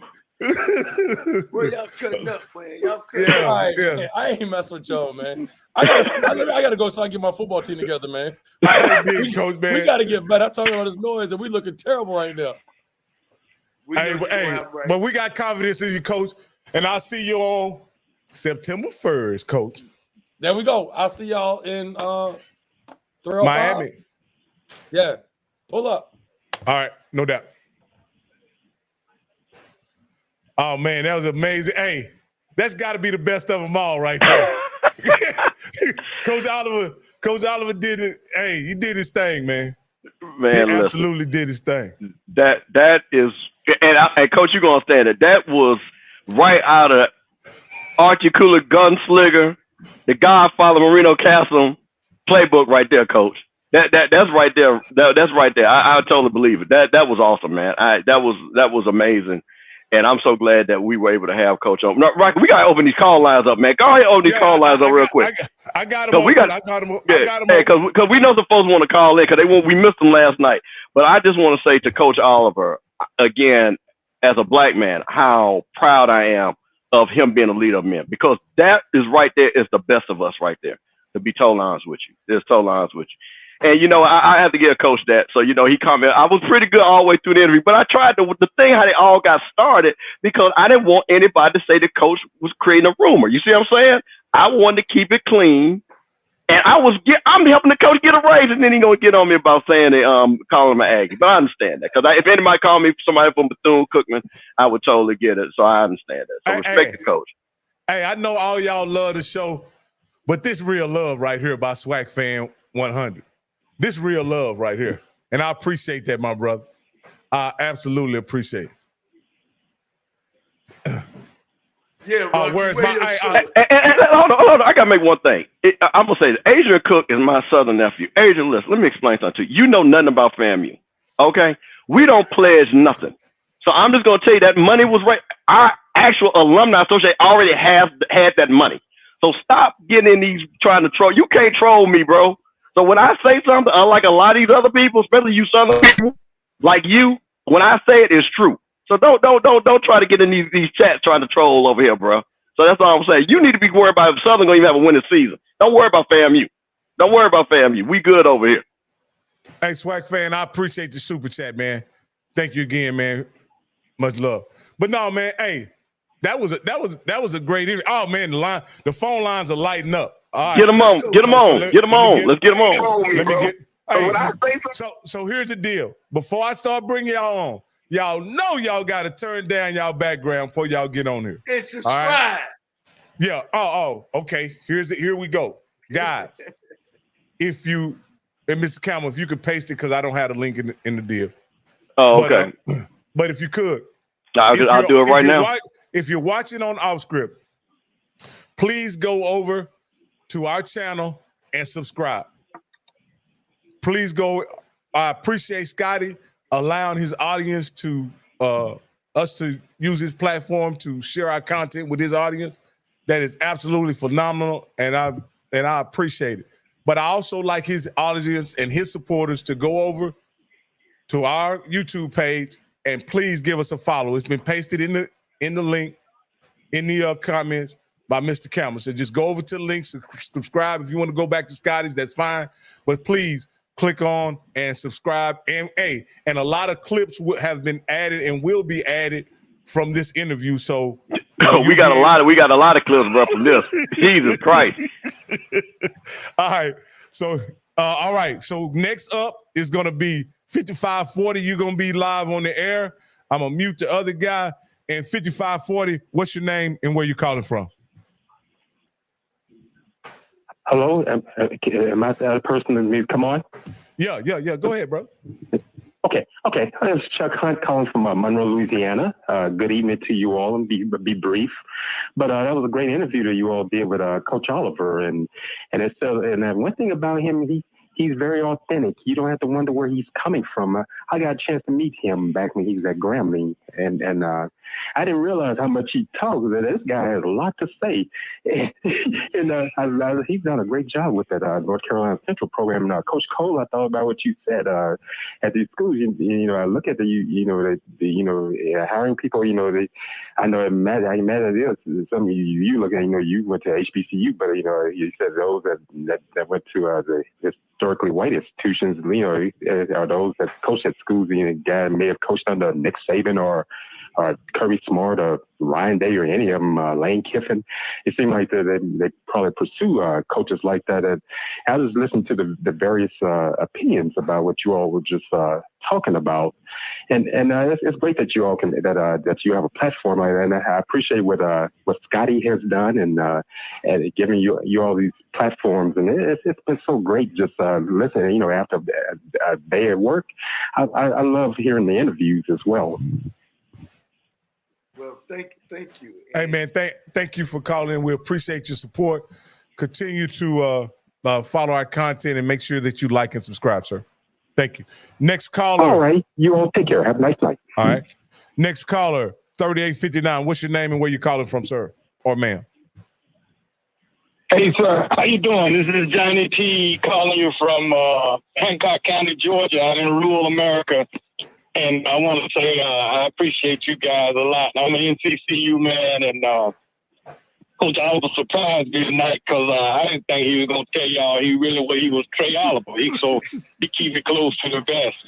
But I enjoyed the hell out of all y'all, man. And I will say this, man. I heard on the grapevine that Coach Ed Robb was going to get another year of eligibility so he could get out down September 1st and play strong safety. Because he knows that we're going to be dropping bombs for Carolina Central and firing off missiles. And I got to get on, Coach, man. I knew he was tired because I told him, I said, man, I wish you had surprised him with that speed, but they'll just believe it when we see it. But we're looking for an outstanding game, and we're doing our best to be in North Carolina Central to keep it up. This man, I told him, all over 80. 24/7. Let me ask you this. Are you going to Miami? Are you going to Miami? Yes, sir, I am. I am. I'm going to Miami. What kind of crowd can we expect to see? We won't be heavy. We're going to send a couple of buses down with students on them, and I've been telling guys that if you can't go buy tickets to so we can get nonprofits down there to hand them out to kids. And 10 of me and 8 more people bought a suite. Well, we're buying a suite tomorrow. We picked it out today.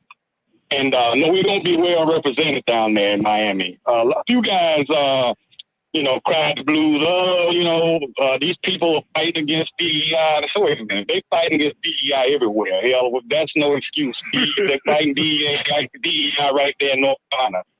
I can say stuff that Coach can't say politically correct. I'm like one of his bulldogs when he bring me a loose out his ass and get in line and get to your pockets. I'm like, what's it, man, Devo? When I come, oh man, here comes Johnny T, man, making us shaking us down with his money. You're damn right, because we are really a flagship. And Mr. Campbell, I truly believe that was a fraudulent slip. I don't think you were trying to be slick.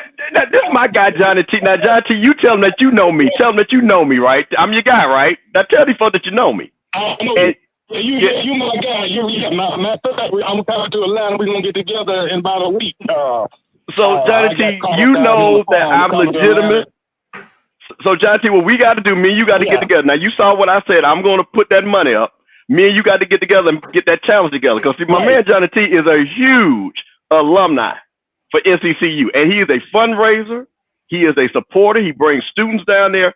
So, again, this is what it's all about being an alumni of the school. Because this man supports the school. We have talked many times about how even to grow our schools together. So, tell them I'm good people, man. Tell Coach Oliver, man, I'm good people. No, I'm and not only that. Did we lose him? Did we lose him? Yeah, go to the next. Yeah, you lost me, but I'm back. I'm back with you. I missed you, Mr. No.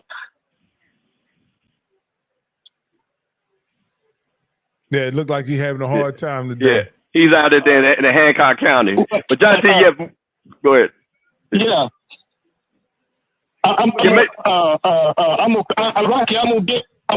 make sure you have all my contact information, and I'm gonna buy you dinner when we get to Miami. All right, Johnny T.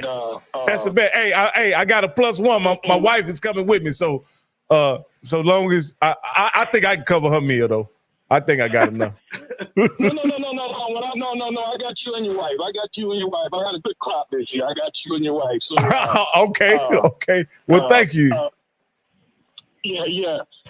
And but no, you guys do a good job. I was telling my older brother, I said, man, you gotta do this, man. I said, nothing like being with our people, listening to our people, and watching our people explain what's going on. Hey, listen, I'm gonna hang up and call you back on a better line if you get another chance. Okay. I'm gonna call you from 706, but I don't want to hog the show.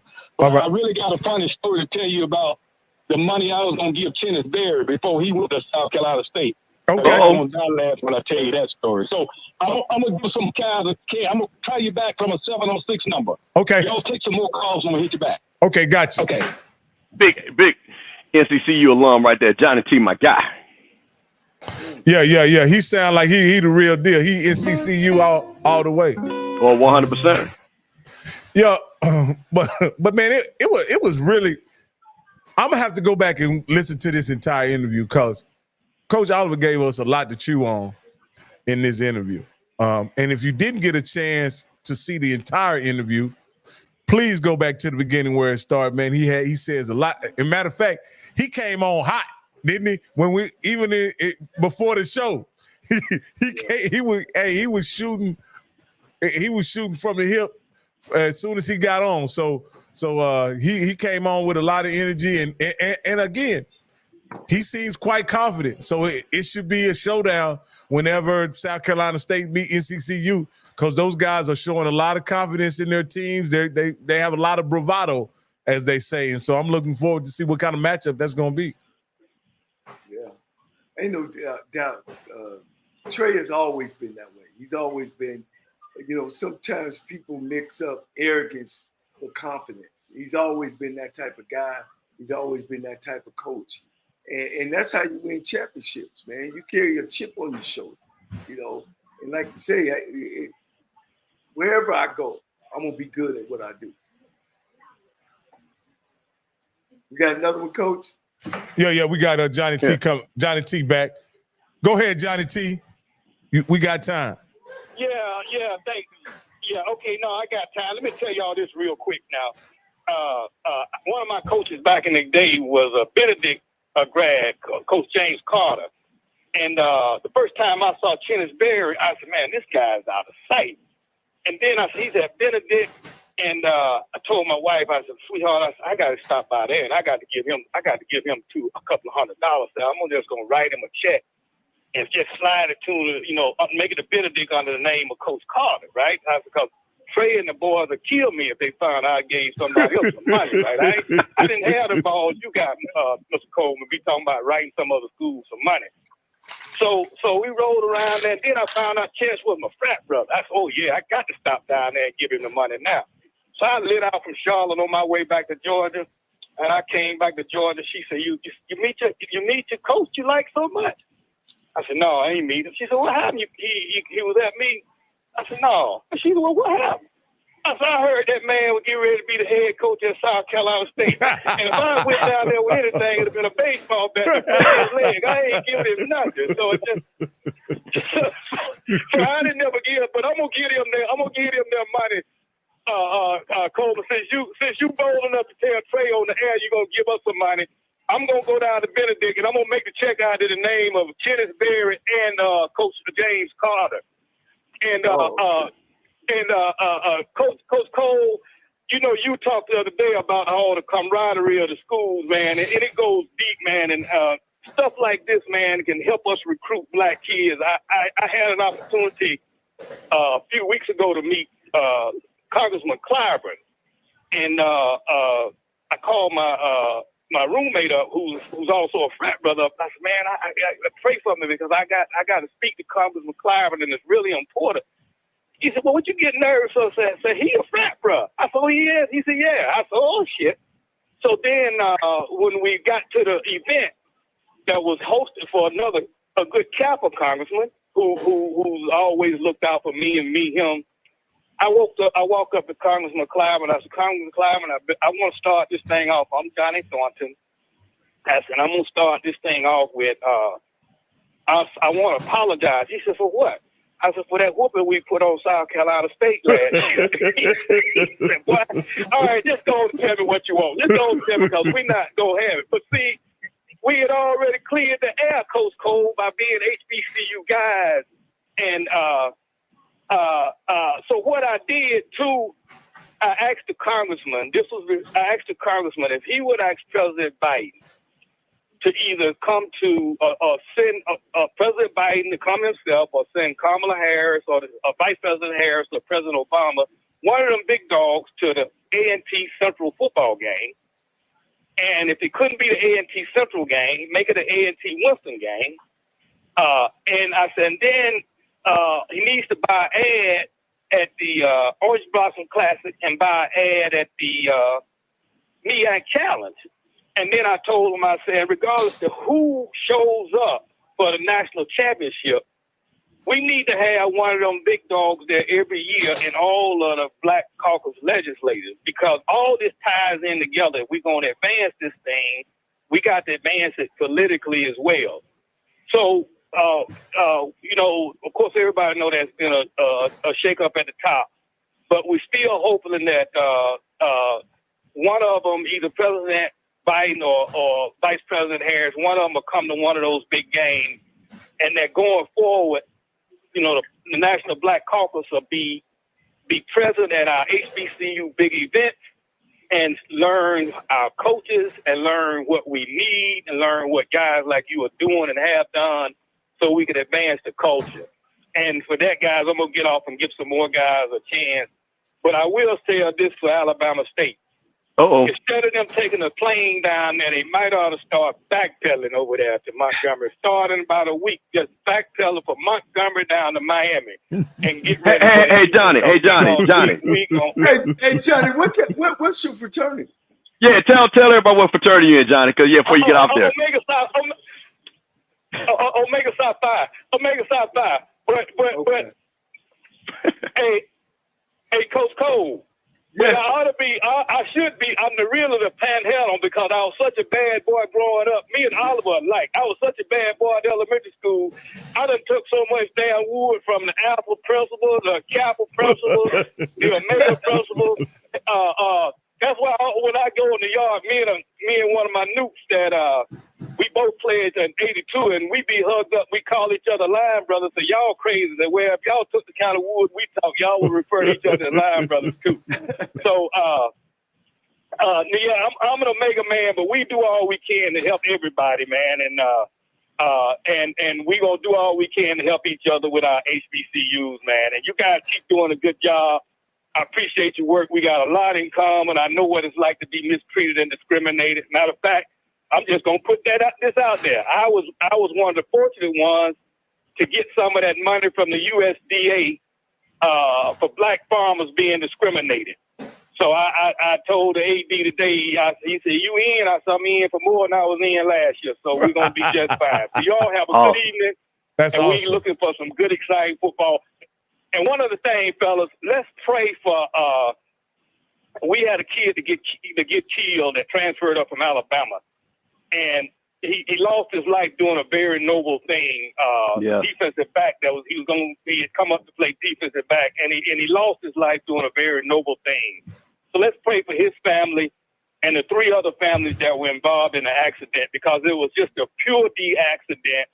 And as a former first responder, I know that those people that inadvertently hit our kids are hurting as bad as his parents are hurting. And you know, and let's tell our kids, let's be safe. We know y'all got to drive and be out there, but be safe. Our kid was being safe. He did all he was supposed to do. It's just unfortunate.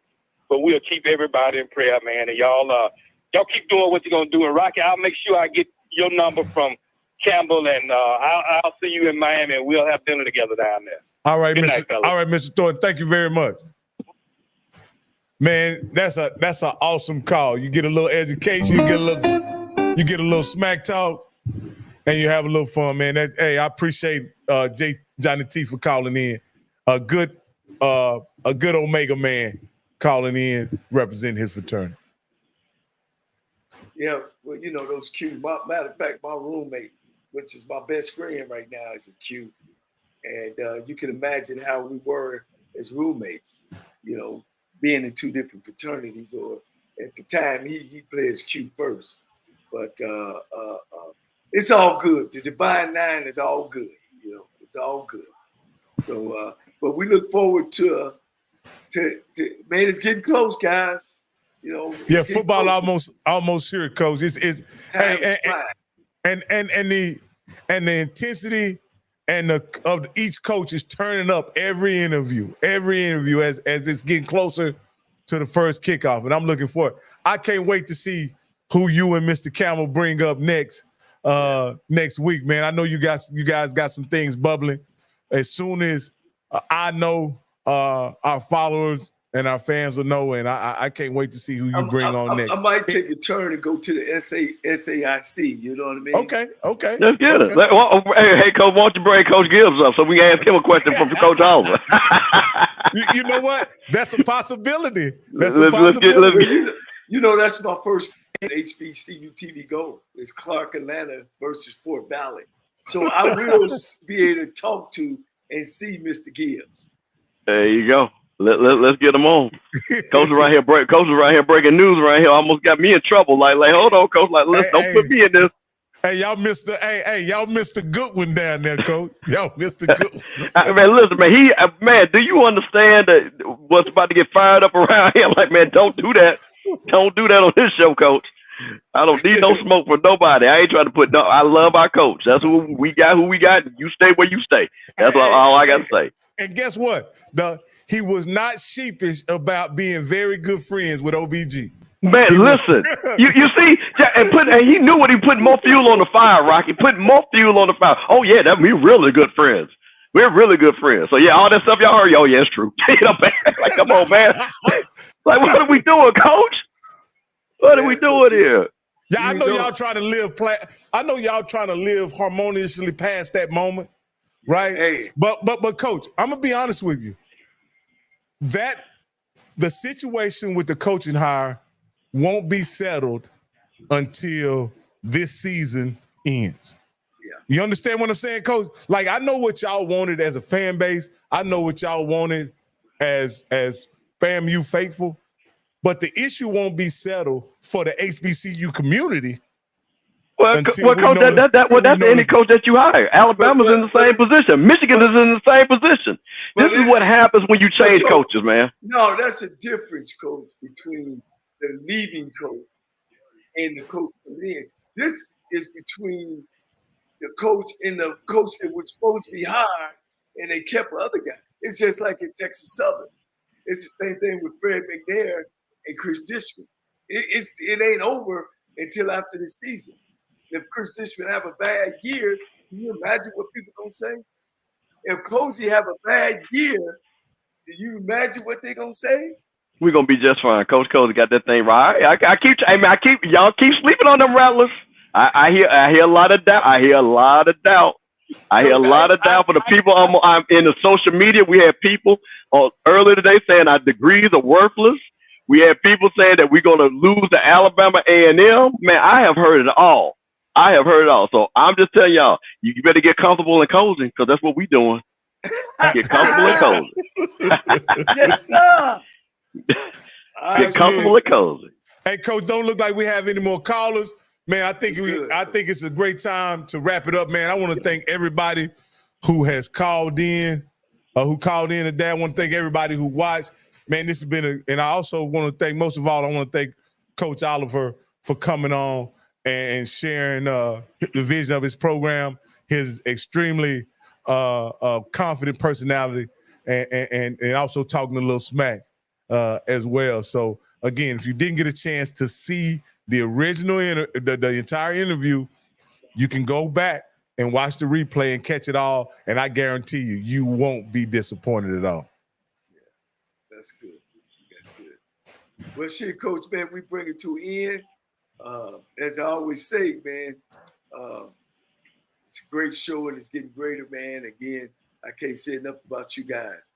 Hey, Tim Waltz. Tim Waltz is the man. He was a former football coach. He took a team 0-26 to the state title. And them people say, man, this guy's a great guy. I took a program from 4-40, 4 wins in 4 years. And in 3 years, I won a SWAC title. And in 3 months, I was out of a job. So how did Tim Waltz be so great? Taking a high school team, because he is great. Because people respect that. People honor that as a football coach. And not only that, he went on to be the governor of Minnesota, and now he's the vice president, or soon to be, maybe the elected vice president. Guys, don't be a hater. Don't take some personal on people when they're good. as a leader, you got to know what good is. And a good leader is a good servant. And when you're a good servant, you know what it takes to be a good servant. So I just want to put that out there. You know, don't mess up people's career. Don't mess up people's lives because you don't like them. When we on the job, we on the job to do the job. You know, and that's all we could do. There's many ways to skin a cat, but at the end of the day, as long as the cat is skinned. So if you feel yourself at the end of the rope, tie a knot and hold on tight because ain't nobody bad like you.